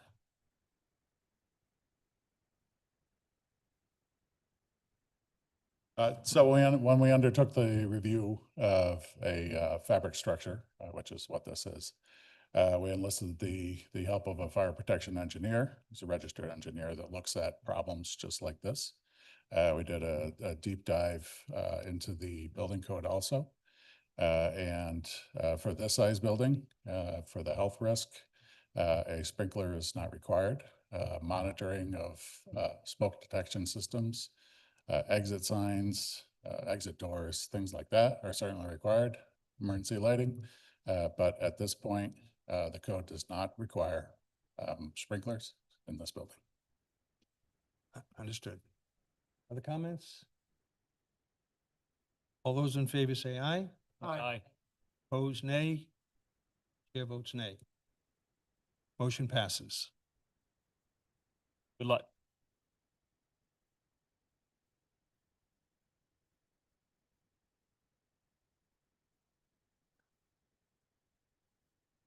Next item on the agenda is item 5D. Review of proposed guidelines for traffic studies submitted to the planning board for development project applications. And this is Elizabeth McChesney, a registered professional traffic engineer who works for Crossman Engineering, who developed these guidelines. So the floor is yours, Liz. Okay. So I have 8 slides. I'll try to quickly go through to summarize the Middletown guidelines we developed. And this is for traffic consultants to follow when writing a traffic impact study for a private development. And this first slide just kind of is what I'm going to be looking at. First, we'll be looking at what thresholds require a traffic impact study. The study scope approval memo, I'll explain what that is. The methodology, the data and software requirements, and then just the contents of the traffic impact study. Okay. Generally, most people, when they look at when a traffic impact study is required, the general rule is if there generates 100 or more new trips, and that includes entering and exiting vehicles. But we look at some other things, and based on the needs for Middletown, we've added a few other things. We'd also look at it when we increase the pedestrian activity such that pedestrian improvements are necessary, when a traffic signal is proposed, changes to lane configuration or to the traffic signal. And then, if there's a specific area where there's an existing traffic congestion or safety issue, we would look at that. And specific to Middletown, we're requiring a traffic impact study be done for any developments on East Main Road, West Main Road, Valley Road, or Quidneck Avenue. Are those all state roads? I'm sorry? Are those all state roads? Those are state roads. Why not Cottington Highway then? I think the concern was just that there's already a lot of congestion and a lot of development on those roads, and it's something that, you know, is a concern. And actually, you know, this is the next step that I'm going to be talking about, the memo. You could decide at this point, you know, in the memo stage that maybe it's not necessary. So for the initial memo, we're asking the traffic engineer who's doing the report to determine with the town if there's a need for a full traffic study based on, and that would define what the limits and the scope of the study would be. That would include a project description, a trip generation, and the trip generation is just the number of new trips generated by the proposed project, which kind of guides how big the study area is going to be. Then based on that information, an initial assessment of the traffic impacts. If the board agrees that traffic impacts will be minimum, no traffic impact study will be required. If there's significant impact expected and it's determined that a traffic study is needed, they would want to include the intersections to be included in the study, the peak hours that they'd be collecting data, and the days of the week that they'd be collecting that data. And that would be reviewed by the board. And then, you know, if you have a study that maybe only generates 5 trips or something like that, you could make a decision that the scope could be limited to just looking at the access driveway. But it's kind of a first step to try to get on the same page as to what's needed for a project. Just one question. Sure. You mentioned earlier that sort of that threshold of 100 or more new trips. Is that what you would consider to be sort of a significant impact? That would be significant. Okay. But I mean, a lot of times towns will ask for, I do traffic studies for a lot less than 100 trips, but that's the general rule. So And then that would be the trigger. that's generally the trigger for DOT and for other guidelines. But again, they do take into consideration some of the things I've talked about. Thank you. So methodology, this is just what data is required in software that we're asking them to use. For the data, we generally do traffic manual turning movement counts, which are just manual counts at an intersection. We try to look at average conditions, so non-holiday weeks on a Tuesday, Wednesday, or Thursday. And for most studies, you're looking at weekdays 7 to 9 a.m. and 4 to 6 p.m. And you generally want to collect it when school's in session. There are some land uses where you might need to collect weekend counts if it was like a car dealership or car wash, something that generates a high number of trips on the weekend. But that's, you know, only when appropriate. Generally, the AM and PM during the weekday is what is collected.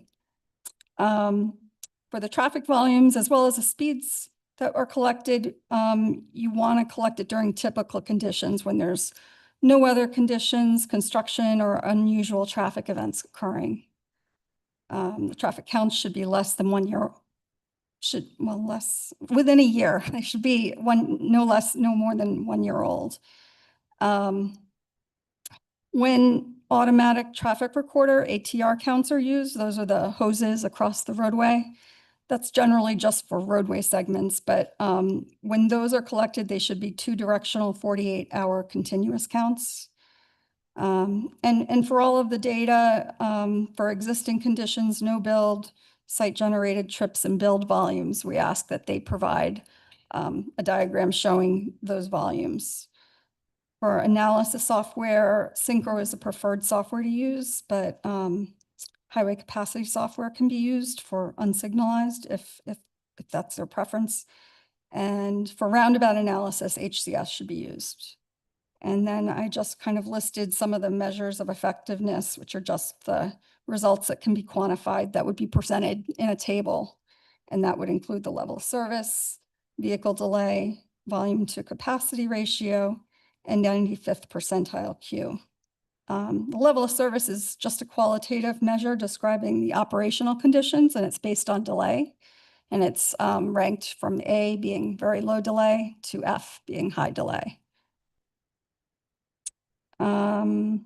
Volume to capacity ratio, and 95th percentile Q is also, so volume to capacity ratio gives you an idea of whether that roadway is reaching capacity. If there's a volume to capacity ratio of 1, it's at capacity. And then the 95th percentile Q is the Q length that will not be exceeded 95% of the time. So that's generally what we look at as the maximum Q. So the contents of the study, we'd ask that they do a project description.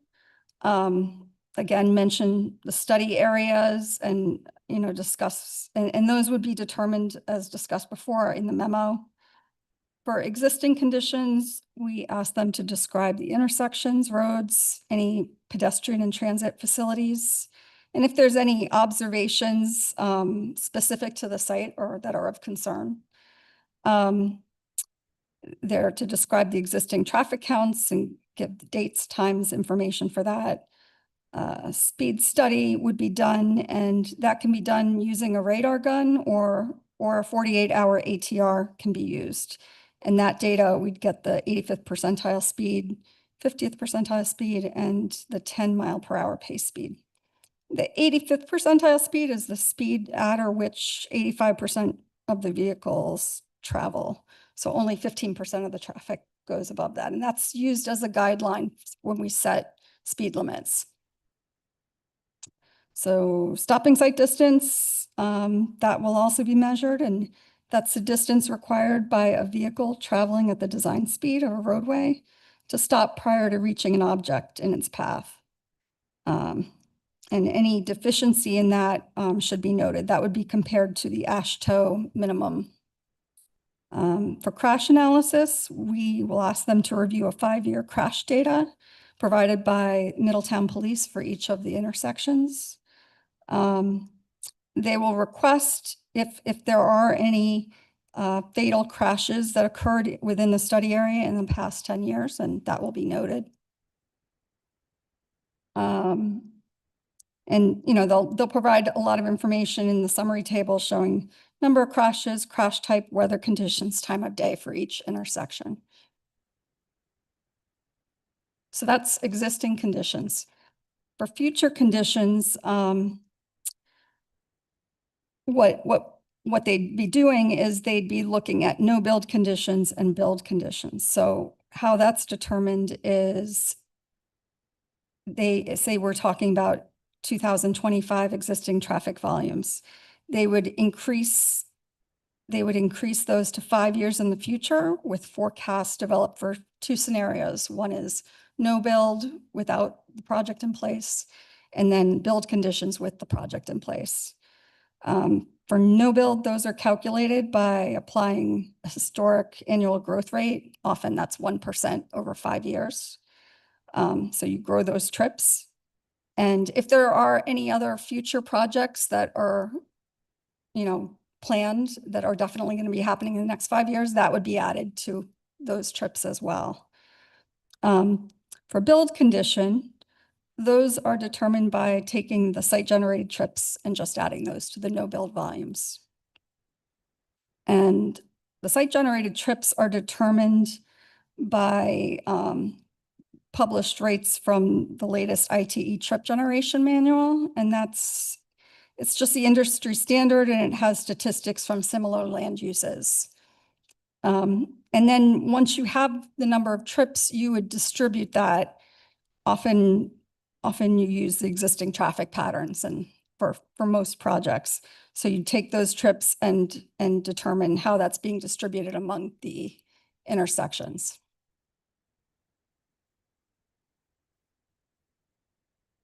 So next slide. Thank you. So the traffic operations analysis, we'd expect them to describe what the level of service means and what the different values are, how each level of service relates to traffic flow, define the criteria for signalized and unsignalized for appropriate for the project, and again, provide those levels of effectiveness, those values in a table.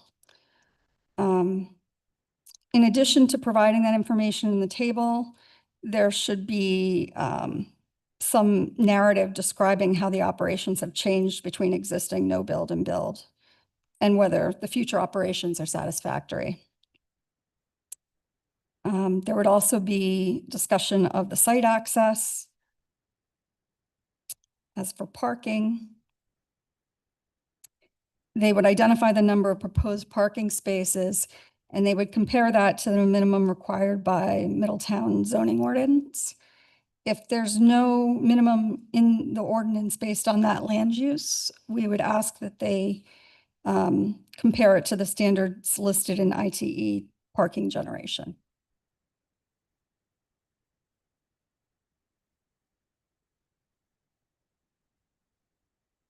And then for conclusions, we would have them summarize the major findings, including 85th percentile speed, stopping site distance, the crash analysis data,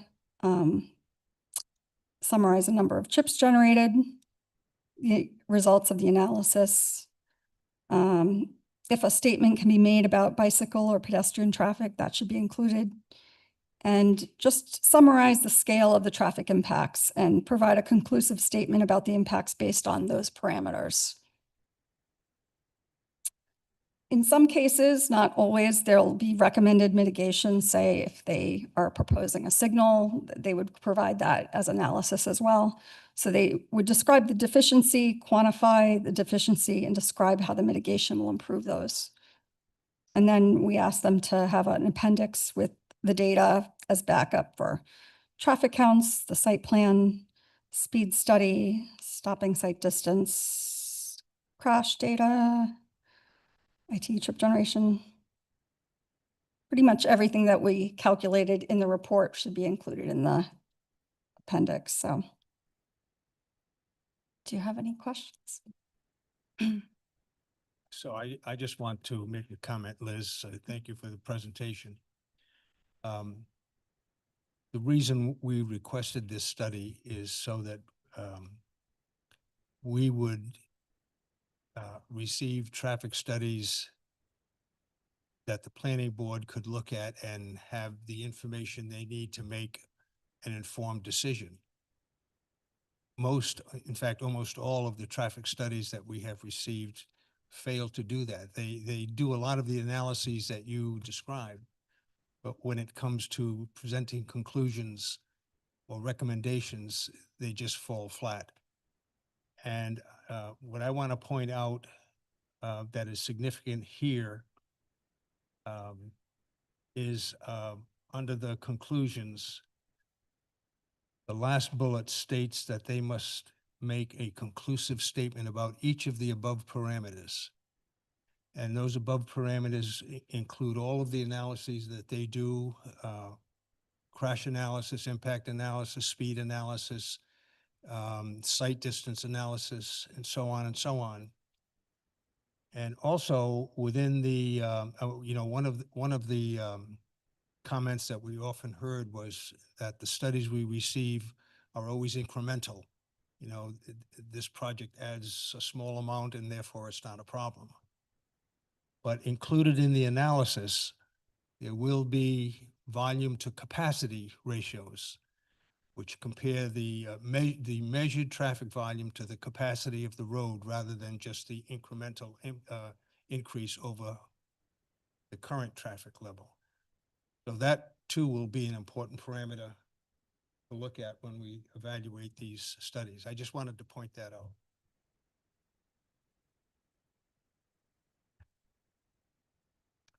Yes. I have a series of questions. Okay. The volume to capacity ratio, is the requirement for the applicant to include all of the development on the road that has been proposed as well as the Existing? as well as the traffic that their development will add to the road? So you're saying for future?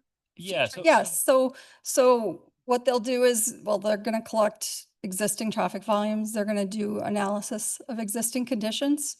And then for no build conditions, the volumes are projected out 5 years, 1%, whatever's determined to be the historical growth. And then if there are developments in process that will be built in the next 5 years, that information will be added to the no build. Okay, so that volume to capacity ratio, that's a quantitative measurement, right? That's Yep. a number. Mhm. And it ticks up to 1. And 1 meaning when it gets to 1, that's it. Right, Road right. cannot I get mean, built most of the time you're not at 1, but if you've got a level of service F where everything's in gridlock, it would be, VRC would most likely be 1 or more. Sometimes it feels like some of these roads are at 1. Right. Which is part of the reason we've included that statement about certain roadways would be looked at. So, is this data can that be found publicly? Like, what is Aquidneck Avenue's current volume to capacity ratio, or East Main Roads, or Well, West Main Roads? volume to capacity ratio is not something that, I mean, that's something that's, yeah, that information, if someone ran an analysis, that would be available, but you could I mean, you can get what the average daily, you might be able to get the average daily traffic online or something like that. Right, but if 2 firms ran that analysis today, would they come up with the same number? Depending on, I mean, if they were looking at different times of the year, they might not have the same exact number. There could be some other event happening. I mean, yeah, I mean, ideally, if they're inputting the same information, they should have the same VRC. So it goes into some agreed upon algorithm, and then it spits out Right. a number. Is that how Right. how this all works? Mhm. That's my concern. My concern has always been, I mean, we travel these roads, we live here, and the traffic seems to be anecdotally getting worse and worse and worse. And obviously there is some of that has to do with road work and different times of year when different things in the island are happening, and, traffic flows around. So I know that it could be a moving target. Right. I think it's going to help us make a, informed decision. That I keyed in on that because, I'm always looking for something that's not subjective. And that seems like a pretty good, direction to go in. It's also important when you're comparing future no build to build, so you have a control of, this, it's gonna be higher in the future just because traffic will grow. But then you're comparing how much is this project adding to that? So, Yeah, and we're at the, we unfortunately, there isn't, especially on East Main Road, there isn't really much room to expand that road. We're kind of limited in that sense. Moving on from that, so in the opening statement here, it says there's a threshold that would trigger mhm. more in-depth analysis, and that threshold is 100, and Mr. Regan mentioned this too, 100 or more new trips to the adjacent roadway, et cetera, et cetera. Who makes that determination? Well, who decided 100 was the, No. Who would estimate what the number of, what the trip initially? generation's gonna be? So whoever's writing the report is gonna use information from chip generation, from ITE trip generation. Yeah. And if I'm reviewing it, I would check that I agree with what land use they're using, that I agree with their calculation. Okay. So, But that's after the traffic study has started. well, the first step was gonna be the memo. So before they submit a traffic study, they'll have a memo saying, this is what we expect based on trip generation, based on the size of the project. And based on this, we expect to need a traffic study, and these are the things we're gonna include. Or if we have 5 trips or something, we don't expect this to have significant impact, and that's the first step. The town looks at it, I look at it, and determine, does that seem reasonable? So to that point, you identified certain streets that this would apply to? No, I identified 4 streets that were of concern to the town because they're it's already pretty developed and pretty busy. But it applies to anything. It's not just for those 4 streets. That was just, I think that was one of the things we added, you know, the main threshold that most DOTs and ITE use is 100 trips. But again, I write a lot of reports myself where the town wants it. If there's concern, you know, we might do one where there's 50 trips or 20 trips or, you know, if the town determines there's a need for that. But 100's what is sort of the standard. And what type of development would you ever, like what is the threshold for the type of development that you assess initially to see if a traffic study is required? What kind? Like, So- would a single family home? Right, so ever- th- like, what do you they'll look at do for a those? single family home, they would look up in the ITE trip generation, that land use coast for that specific type, you know, 2 stories, this number of units, and make that calculation. And I would check that I agree with the calculation they made. It's a standard that's taken from, you know, My concern is, you know, we don't want, it's a double-edged sword here. We don't want massive developments, you know, creating a ton of traffic, and, you know, congesting our roads. We also don't want to slow development down of more reasonable, single-family, like, housing. So what Yeah, is and I was the, just having that conversation with Ron as to what the, you know, what's the When entry- does it what start? is the entry Yeah. point for this? Is it every land development project or every subdivision or every project on one of these roads? But there needs to be sort of an off-ramp for someone who's subdividing a small, right. residential lot on. right, I mean, house I think it's a need, From one lot, from one house into 2. Obviously, we're not going to require them to go out and do a traffic assessment. yeah, I mean, you can certainly decide ahead of time, but if someone was doing 10 units or something, and that's only gonna maybe generate 5 trips during peak, you'll have the memo will be a short memo just saying, this is how many trips we expect. Most likely, if it's 5 trips, I'll say, we don't think this is gonna have significant impact and there's no need for study. So I think we So- might need to soften the language in the last statement, the last sentence under section 1, which basically states that any development on those 4 roadways is going to be required to do a traffic study. That's not what we, I think, want. I think there needs to be some discretion on the planning board's part. So maybe softening that language to allow for that discretion would be appropriate. Could we, like, cause anything less than a minor, development would not trigger this assessment or even requiring a traffic study? What do we currently what triggers the requirement of a traffic study currently? 'Cause There's- not every development is required to do Well, that. most developments are required to give you an impact statement, a development impact statement, and within that, there's supposed to be a statement regarding Most traffic. minor land developments or major land developments. Almost every development is required to do an impact statement. So this is the general discussion of impacts on sewer, impacts on fire, impact. So, and there's supposed to be a statement in there about traffic impacts. So that's what we require now. For larger projects, typically the board, and it may not be explicitly stated in the submission requirements, the board is going to expect to see a traffic study.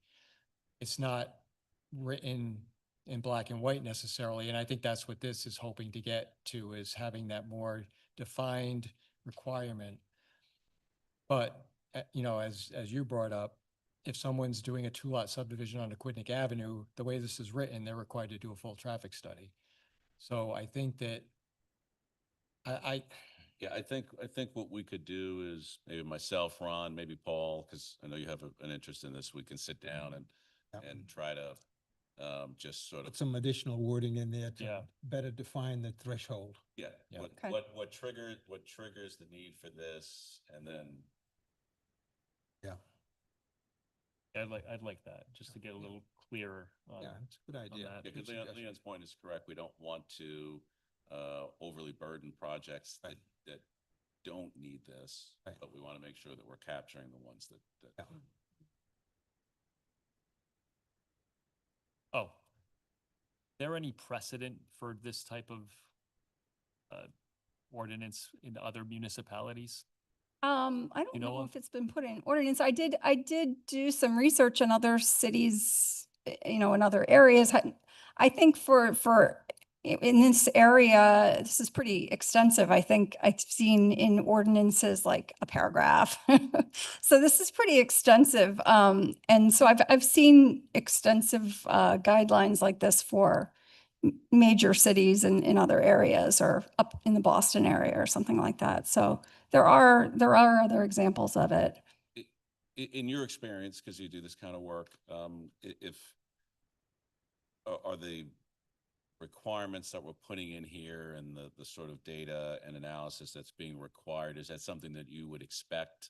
You know, if you were doing Yeah, I mean, a medium to large size project, a lot of this is what I do when I put it in. So it's just, it's spelled out exactly what's needed. And I mean, from what I know and from doing peer reviews, in most cases, I see most of these things. It's just that and now it's listed and if there's any, there are some things that are different in this that we don't generally see in Rhode Island. I think for accidents, we were asked to look at, maybe consider compare accidents to what the volume is on that road. And they don't do that in Rhode Island, but for Massachusetts, they do come up with a crash rate based on that.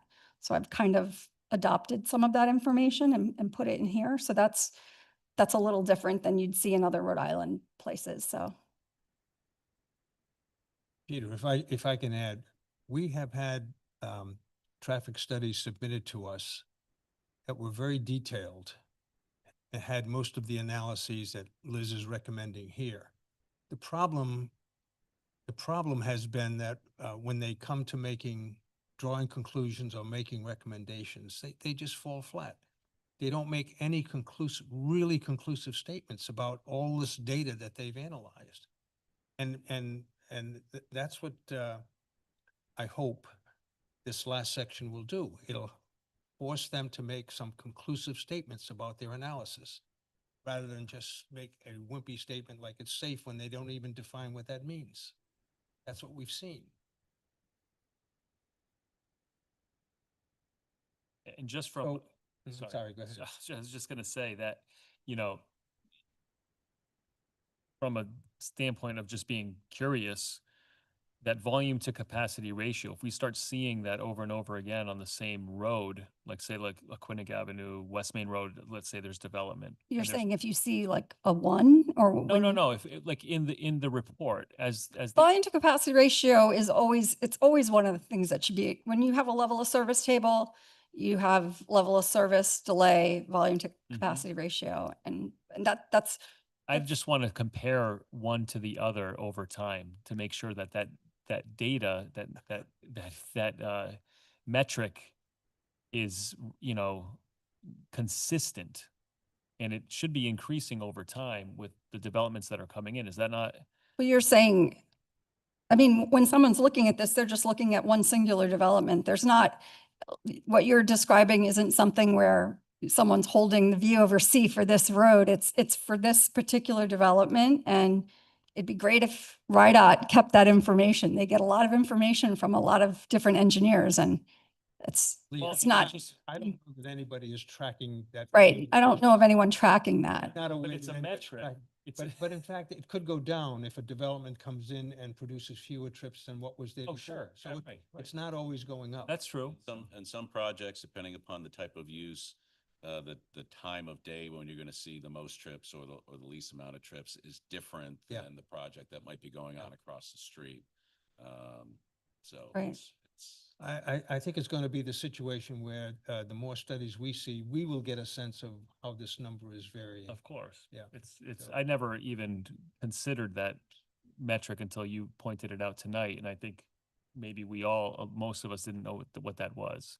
So I think a little education to the board and future board members too on that, I think is helpful.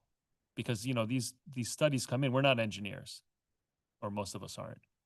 And, you know, it's a lot, you know, we're reviewing a lot of material. So it starts getting like your eyes start glossing over. And I feel like a lot of times these reports are just a checkbox.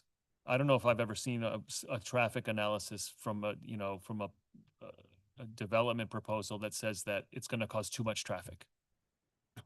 Right. So, I mean, so in No, that I never standpoint, seen it's it. always just, here's my. I don't think you're report. going to, even with these guidelines. Yeah, you know, you can find someone that's going to, you know, give you the study you want. That's just like. I think anytime an engineer's We're looking at this, interested here. they're Residents. comparing what the no build condition is going to be to the build. And that's all you can do. If you start with a level of F, you're not going to improve it unless you're bringing in a signal or doing something yeah. So I mean, it's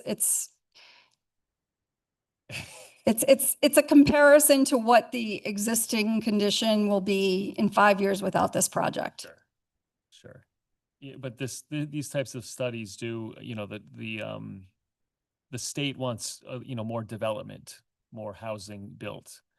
The problem is, especially with areas like Middletown and Aquidneck Island, is we don't have land to build on. So we have an existing infrastructure that can only take so much. So, you know, to that point, if the state wants more housing developed on Aquidneck Island and we don't have the roads to support that, especially the state roads, maybe this is information that we can go to the state and say, hey, listen, you need to improve our roads because we can't handle any more traffic. So I love the direction this is going in. I just think it needs to be simplified so that we can draw long-term conclusions from these reports as we start accumulating them. That makes sense? When you say simplified by me, by whom? No, I think this can. Okay. I think the conclusions that you have here are good. Okay. I just maybe a more simplified metric of maybe something like a volume to capacity, or how much more can this handle? Maybe that's not something that the developer's required to do, but maybe occasionally the town does a study.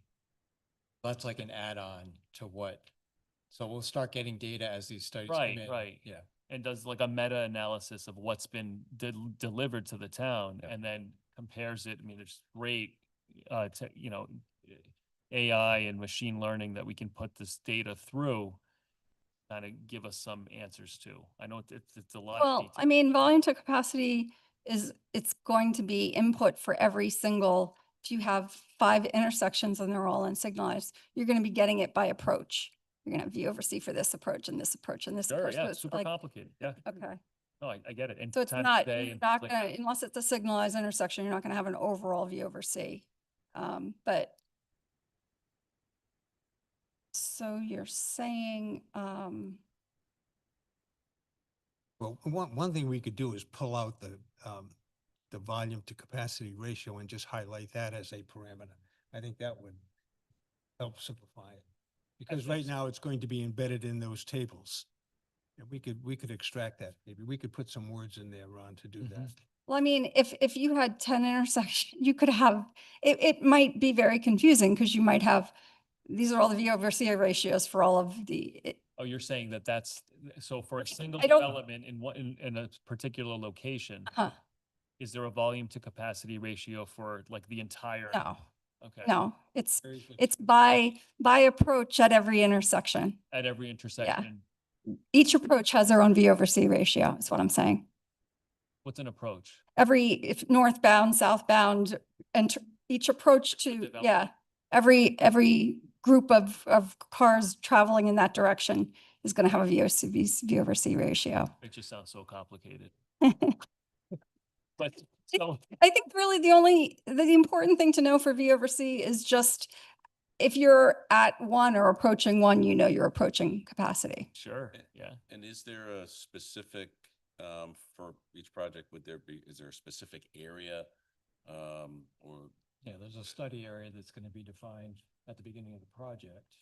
Based on think that- what the trip generation is, if you have a big trip generation, you're going to have to expand the area. Okay, So but that's just what's another gonna determine- guidelines in how we would do that in term, because I have seen some regulations or some municipalities where they have a requirement that you analyze the impact on intersections within X feet. It's, I mean, and the standard is following ITE guidelines and for IT guidelines, I think for under 200 trips, you want to make sure that you have within 1,000 feet of the approach.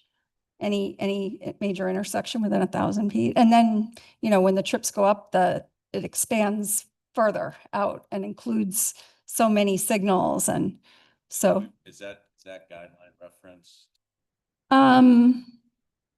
it's not referenced here, but, wait a minute, it might be. I'm just trying to come up. It might not be in the slides, but I think it is in the guidelines, so. Have some specific reference that people can look at rather than Ron trying to decide on a project by project basis what the, you know, what the applicable study area should be. And But it sounds to me like there's sort of a standard that you would follow under the industry guidelines that would determine that. I can add something to that. I think Yeah. I said it has to follow ITE ITE guidelines, but, Okay. the trip generation shall be calculated.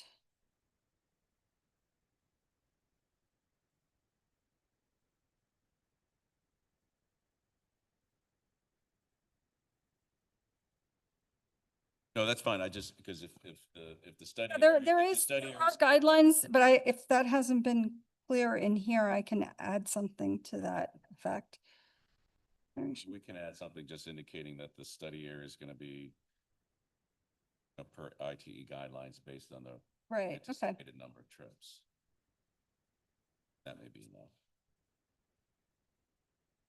So what you recommended is that we send this to the solicitor to look at procedures, but if the three of us meet, we can. I would suggest maybe that we have a meeting just Yeah. to talk about how, just as a practical matter. how Put some to make this additional more wording flow in, and- especially with respect to threshold level. Yeah. Yes.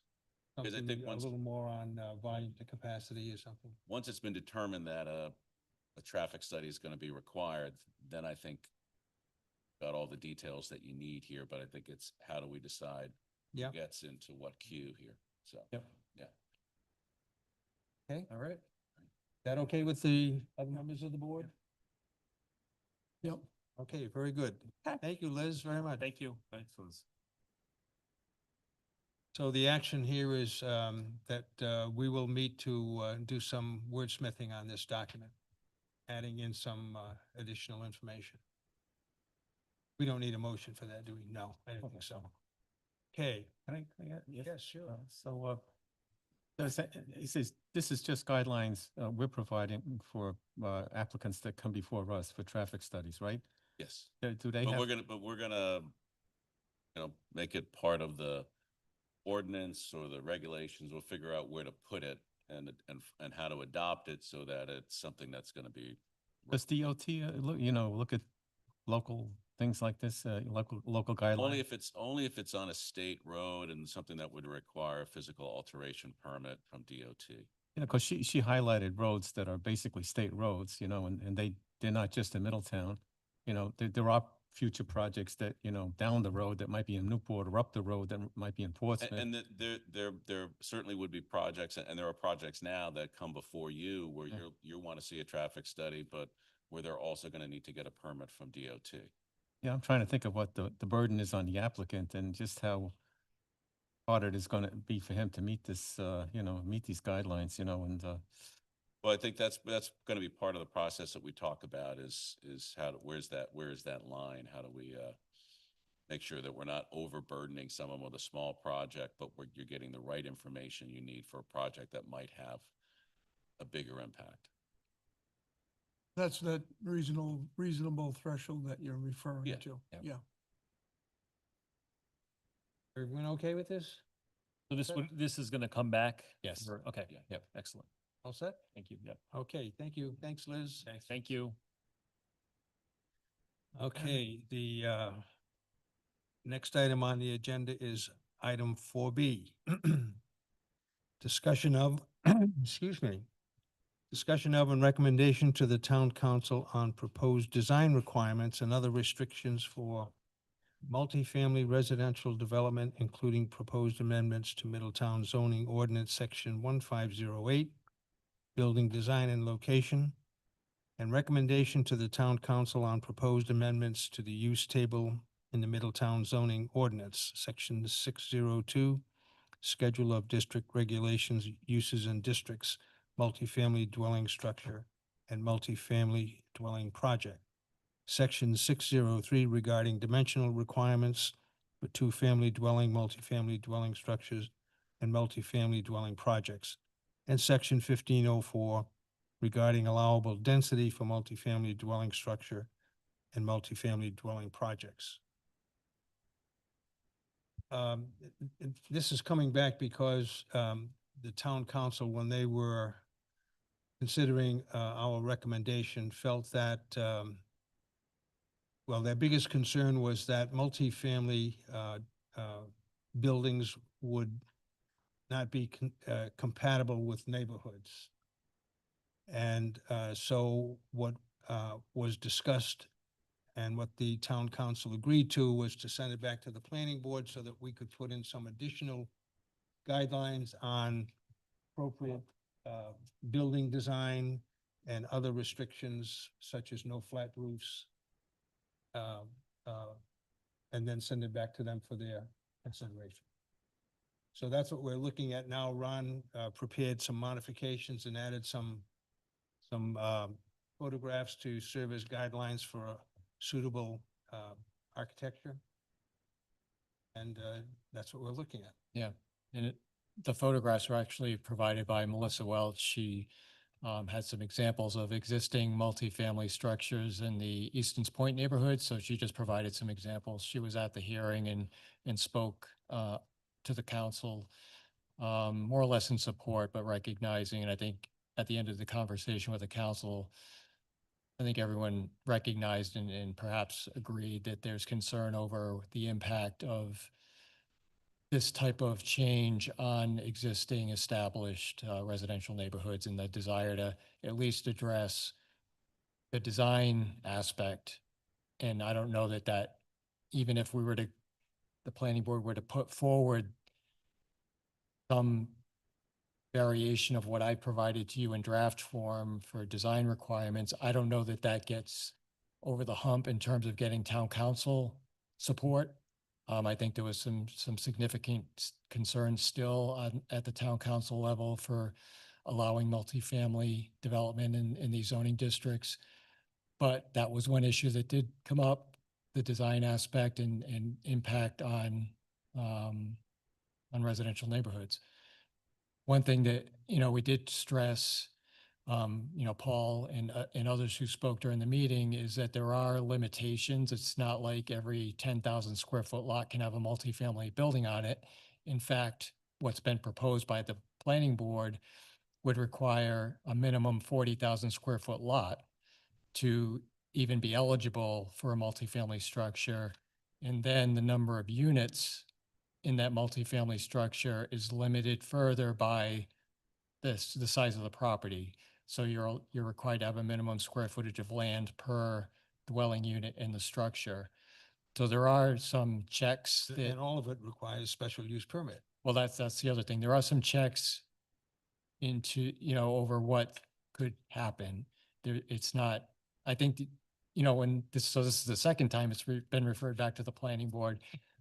One of the issues that was raised, I guess, during that prior discussion was this, I think there was a feeling or maybe a misunderstanding that it was going to be a much more permissive allowance for multifamily than what it actually is, given that minimum lot size requirement.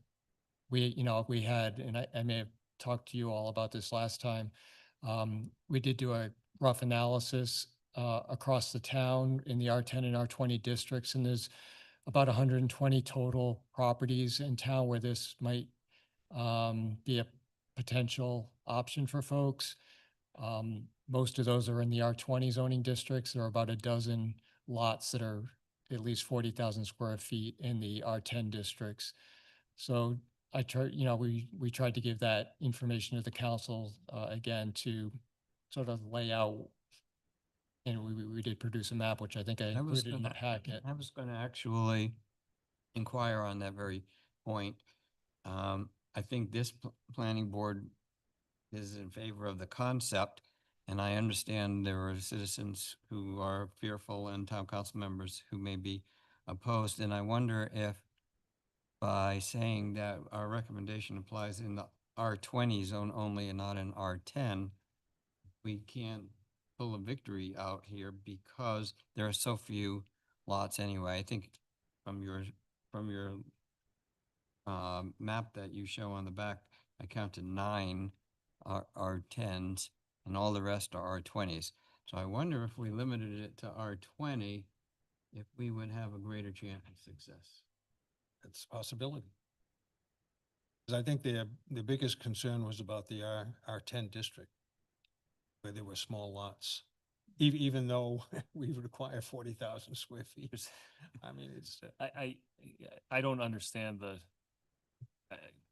I understand what they were saying, but I don't think they understood exactly what this, the requirements here, because it's gonna be still kind of prohibitive unless you have one of these lots. And I think the lots you outlined are the ones that apply like by the letter of this, right? They still need a special use. This isn't Oh, by yeah. right. It's It's still not a by right. special use permit. Correct. And the special use permit does, require them to submit plans, and there's a review, and then you have all the opportunity to opine on the design and the siding and everything else. So special use permit's a pretty high hurdle. yeah, that's right. To get through to begin with. So, the question I had on this too, though, was why aren't we expanding this to the other residential districts, R30, R40, R60? So Why didn't we do that? Well, that's up to the board. I mean, if you wish to do that, you certainly could. That question, the question came up during the hearing specifically about R40 and R60 districts with the thinking, well, you've got a lot more open land in Land, those right. districts. But that's also the parts of town with less access to public sewer and water. So in the more rural, character of the town in those areas. So that's one issue. If you wanted to go to R30, yeah, I mean, that's a policy discussion. It changes slow, at least. With regard to, I think one of the other concerns that they had is ability, even though you're setting some of these land area requirements, going and getting variances from those requirements. Are 40,000 square. Pressing a variance project on a lot with less.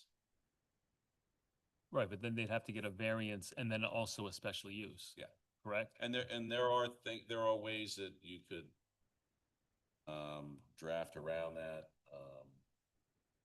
If it requires a special use permit and a variance, you can draft the ordinance in a way that says, because you have the ability in the code to say you can get a special use permit and a variance together, or you can't get both at the same time. You could have, so for example, Newport, when it comes to density, their provision is that if a two-family requires a special use permit and 10,000 square feet, you don't have the 10,000 square feet. It's not a dimensional variance, it's a use variance. So there would be a way, we could say that we could draft it that way and maybe give the council comfort that the size requirements that you've put in there would hold, at least, for example, let's say in the R10 zone. So, are you suggesting then that maybe we should revise what Ron has drafted and bring it back to the planning board? Well, if you're suggesting, for example, I mean, so Steve's got one approach, which is saying just pull the R10. If they're concerned about that, the other option in the R10 would be to redraft that so that if you don't have that required lot size, you can't get variance for that. Have to go to a full use variance standard, which would be very, very difficult. I don't think they'd have an issue with a two-family house On 40,000 feet. yeah, multifamily on 40,000 square feet. Yeah, it was that but- concern about getting relief, getting a Yeah, variance. if we drafted that, if we changed the R10 to draft it such that you can't, if you don't meet that, once again, very similar to Newport, if you don't meet that standard, you can't say, well, I want to do two-family, but I've only got 5,000 square feet instead of 10. Charlie's probably seen this.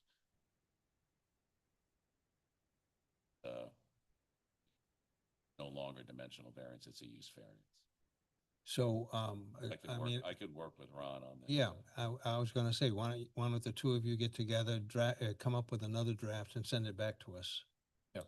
And I also want to maybe work with Peter more on these design standards, because there's, at least as I was writing them and thinking about it, they're not as specific, I think, as they might need to be implemented. So I'll work with Peter on those as well. I have a opinion on that too. Why would we why would we impose design standards on like multifamily, not two-family? Like, because of the number of units that are in the building, there'll be a design standard applied? I would Well- think more, it should apply more to the size of the building. So interestingly, all multifamily buildings are considered for design and review purposes are considered commercial properties. So there are, So there they're already already is a subject design. to the commercial design. Okay, standard. so, Yeah. so why would we put that in? Why would we just make These are, reference these to are it? going above and beyond. Yeah. So for example, our commercial design standards have a preference for a pitched roof, but allow for a flat roof. This says no flat roof, period. Yeah, no, why would Because this is gonna be, Philosophically- As a practical matter, it gives you a better chance of getting it passed. Of the council adopting it. I there's think. that, and I think I think I understand your question. Why aren't we requiring that for everybody? well, why would we put a more stringent Because requirement on a residential house versus a commercial? These are developments in residential districts. So we're talking about the R10 and R20 residential districts, whereas most of the other either multifamily developments Fair, or but commercial developments are not in residential sure, districts. but philosophically, someone builds a single family house, there are no design requirements. So the single family can look like whatever you want, but the multifamily has to look a specific way. Yep. So if that rationale applies, these are residential areas, then apply it to every house. I think the rationale is that the multifamily structure is going to be larger and have more. Also, it's the maybe more size, impact. so maybe the design standards are triggered on a size threshold. A massing threshold or something like that. Because again, someone can come in and as a single family home, build some modern looking house in a, colonial neighborhood, and nobody can stop them. That's a whole different animal when you start trying to regulate design for single family houses. Right, but I guess I have a problem with Yeah. trying to regulate it in this case and not in other cases. If the intent is to keep some kind of uniformity, which I disagree with too, I think. Go to the Historic District Commission in Newport a couple of times. We don't have a and historic- you'll- and right, You'll, you'll probably feel different. No, I get it, but we don't have a historic. Yeah, no, I. You know what I'm saying? Like, if we did, it would, I'd understand that. But I just don't understand how the logic, it just falls apart when you start thinking about it like that. It's So- how the town council is going to assure people it's going to protect the character of the neighborhood. That's all. And I think that's a fair thing to do. Yeah, but also that's been kind of the reason why we have such a huge housing crisis. That's statistically proven All right, so, by research. moving along, is everyone okay with, Ron and Peter? I had one other thing that they might add. We have the design standards we've added. We didn't specifically articulate that it would not have an adverse impact on the character of the neighborhood or on traffic in the neighborhood. I think those, maybe they're encompassed in the special use permit analysis we would Those are do. already baked in. Yeah, but I was just saying if we made it explicit here, but if it's purely redundant, then we don't need it.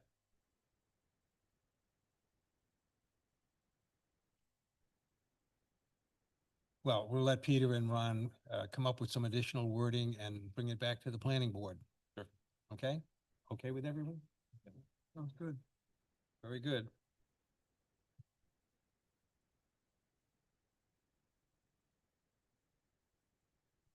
The next item on the agenda is item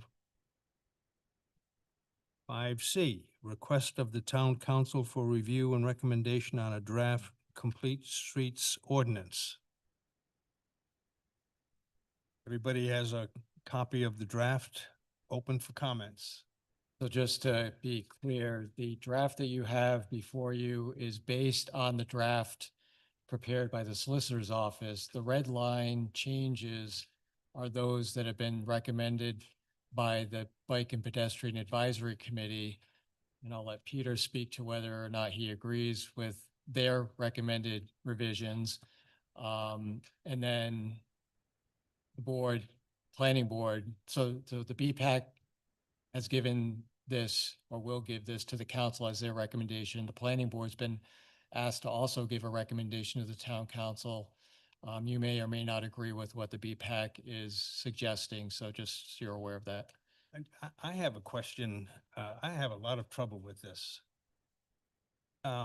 Primarily because most of what they're saying we do already. I mean, I read through this and the only thing I could find that we don't currently do is require bicycle paths on all roads. Everything else we do already. So I'm saying, why are we doing this? That's my problem. So we don't have an ordinance specific to this topic of complete streets. So the I council. mean, we don't have ordinances on a lot of topics. Yeah. I mean, come on, that's So the not the ca- purpose of The ordinance. council adopted a policy, I don't know, what, a year or two ago, the Complete Streets Policy. The Bike and Pedestrian Advisory Committee and others in the community requested that the council go the next step and adopt an ordinance like this, that would, I guess, spell out more clearly and in one place what folks are required to do in terms of creating and providing complete streets. So that's why it's been drafted by the solicitor at the request of the council, and that's why you're getting it as a review and recommendation.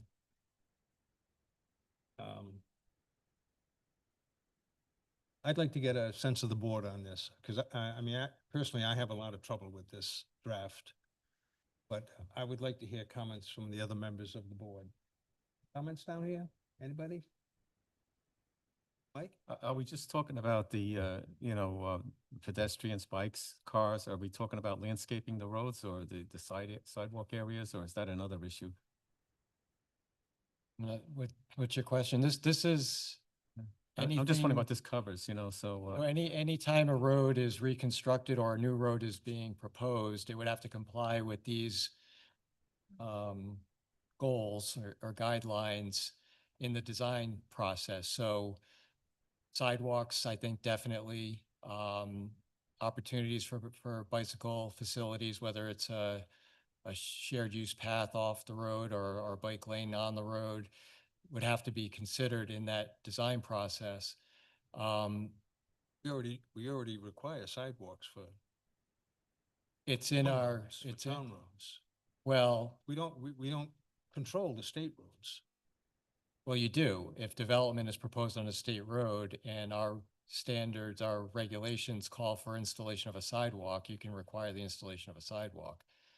You remember that standard that Karen Rourke proposed several years ago about, the sidewalk, and then it's sort of like a grass buffer Yeah, between that and the planting curb and strip stuff between like the that? curb and the sidewalk. Yep, so that's in place.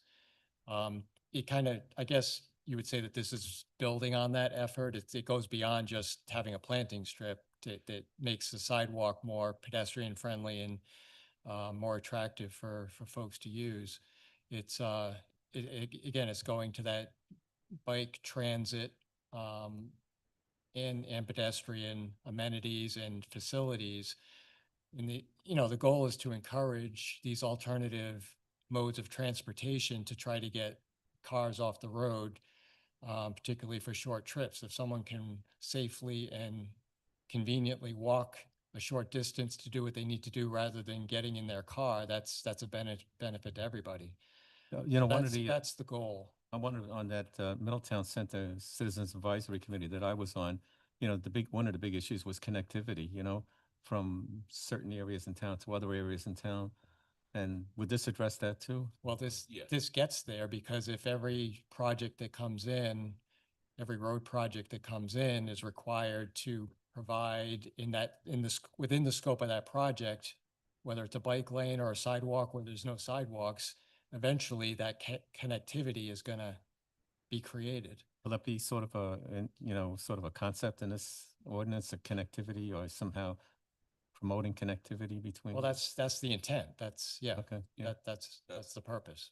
okay, then. That is in there. It's, it is somewhat then I think it's aspirational in important, certain right? Yeah. respects. Yeah, I think it's a good thing to have, yeah. But, the council had drafted a policy. They then, at the request of the bike committee, asked us to prepare the ordinance, which we did. It then went to the bike committee. They made some of their revisions. I guess the only comment that I would make on the changes that they had suggested is there was a provision, and this is not dissimilar to the provision that's in the Esplanade sidewalk ordinance, where there's sort of an out if it just doesn't make sense. We had a provision that included, I know I've lost it. There. I bet it's number 2. You have to required to include Well, measures developed by Yeah, vulnerable. an exception. users. No, this was on section 4, the exceptions, and one exception was where the cost of a new accommodation would be excessively disproportionate to the safety need or probable use.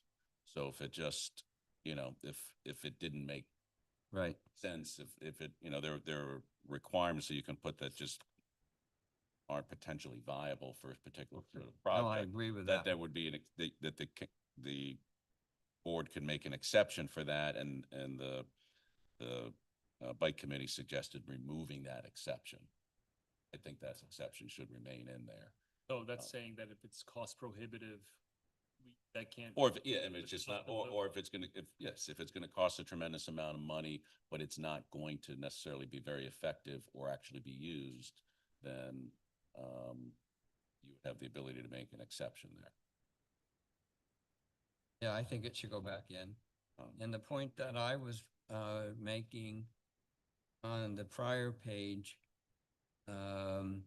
is number 2 requires inclusion of measures developed by vulnerable roadway users or vulnerable users that respond directly to their particular needs.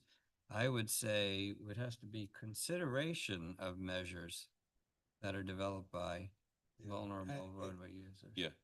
This whole I document agree is with like that, though. That's why I have a problem with this. What is a vulnerable roadway user? There's a. Those I are think this- pedestrians included or a bicyclists. definition. Pedestrians or Is there bicyclists. a standard definition for that? It's defined. They added a definition for that. Yeah. Or rollers. Pedestrians or bicyclists. But yeah, I mean, including measures that are developed I would, by, yeah, I would like to sit down with you and go through this because I have a lot of problems. we're gonna have a long meeting. Hmm? As soon as we're gonna have a long meeting. Well, we can split it up. No, mean, I don't disagree with you. I'm happy to sit down and try to come up with something that makes sense. Yeah, these I'm- things are. I'm very, I appreciate the motivation behind this. Yes. Okay. It's just a lot of issues within it. that I And, have. and one issue, I think, these are all very forward-looking and good things, but they will make development more expensive, and that affects affordability issues. And I think we also have to be sensitive to that. Well, agree I with mean, that I'll 100%. give you just one example. If you look on page, the pages are not numbered. It's the third page of the draft ordinance, and it's the first paragraph that's in red, item 1 underneath. It says, ensure safety and maximize. I mean, do you know what that word implies? Maximize? I mean, Who's enforcing this? It's Well, just- that was one thing I talked to Peter about, also needing to get into the ordinance, because it does talk about when you get into the exceptions that the planning board's going to decide. The problem with that is the planning board never sees a road project unless it's part of a development, like a subdivision. So there needs to be a procedure, a mechanism that gets these projects before the planning board. So but that's at least the way it's drafted now. That I think the intent is that the planning board is going to be taking the lead on reviewing and enforcing the ordinance. well, are you willing to sit down and discuss this? Always. So I suggest then we table this until we have a chance to review it. Yeah, I agree. And I'm reassured by you having that meeting where the tenor changes from mandate to aspirational goals. There's Yeah, a I mean, I lot- think there's a lot in here that's mandated without considering practicality. Yeah. And that's one of the problems. And I'm not sure how, from a practical standpoint, is how some of this would actually be applied. Yeah. And that's, we don't, yeah. Ron's got a lot on his plate already, so. Oh, I understand. But he's got But he- Rudy to help him now. He has a helper now, right? Yeah. Any other comments on this? I agree. I think this just layers, it creates additional layers and additional costs. I think we have a lot of safeguards already. But anyway, we'll talk about it. Yep. Good enough with everyone? Okay, good. The next item are the updates. First is the status report. Anyone have comments on the project status report? I just have one. Could you elaborate on the situation with the airport zoning? What is happening with that? So nothing's moved recently. So we had worked with, we had requested from RIAC some information on the easements that they have in place and what they've been working with property owners to acquire.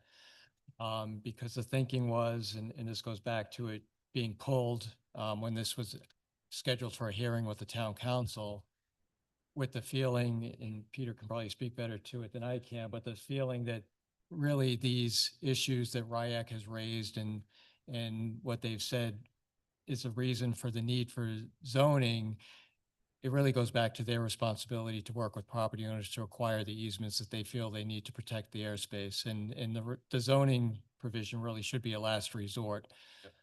If you look at federal policy on this, the primary means of ensuring that they've got room to operate safely is to acquire easement rights or navigation easements and things of that sort. Zoning is, as Ron said, the last resort. And the zoning really should just conform to what they've already put in place. So we don't want to be, rather than us enacting a zoning ordinance that prohibits someone next to the airport using their property. If they don't want someone to use the property, the airport corporation needs to go out and basically So the buy it. the or burden is on buy them, the buy burden out is those on them at development this rights. point. Is that correct? Absolutely. The burden is on them, then- and so we're just waiting for them to So do. Ron, so we Okay. asked them to say, give us a detailed list of all the easements and rights that you hold around the airport, and we're fine enacting zoning that is sort of mirrors what you already have in place.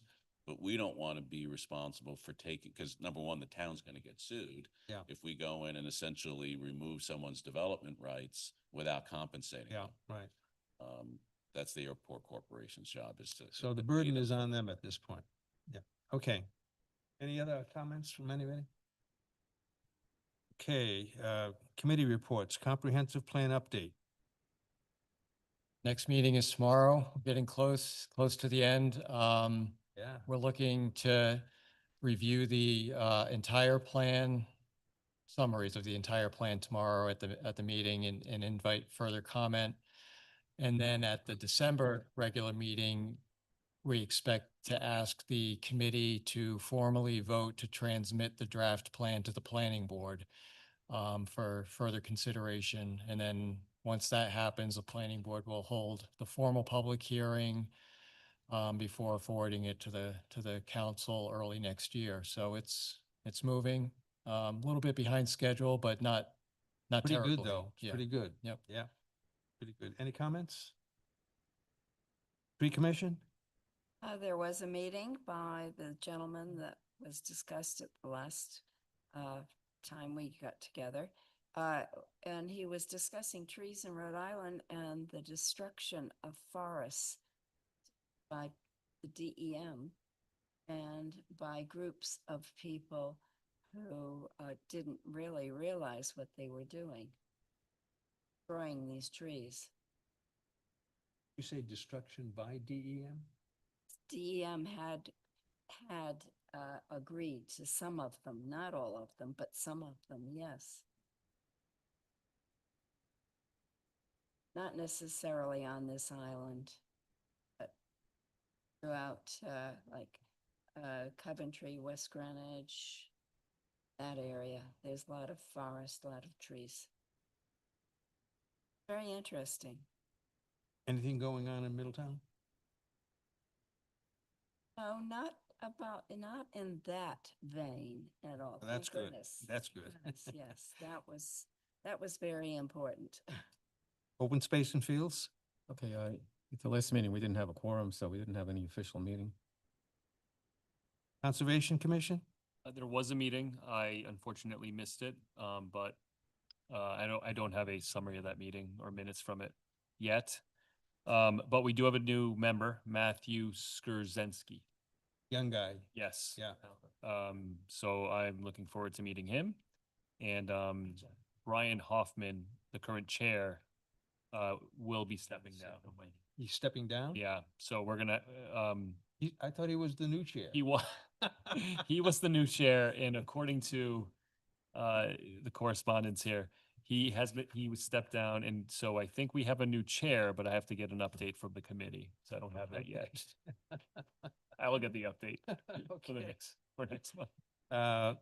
Middletown Center Citizens Advisory Committee. So any further meetings have been put on hold until there's more definition as to what's going to happen, with the project. So, okay. Okay, you see the upcoming meetings. Does anyone have anything else to bring before the board? Have a motion to adjourn. So moved. Second. Motion is made and seconded to adjourn. Any discussion? All those in favor say aye. Aye. Opposed, nay. Meeting is adjourned.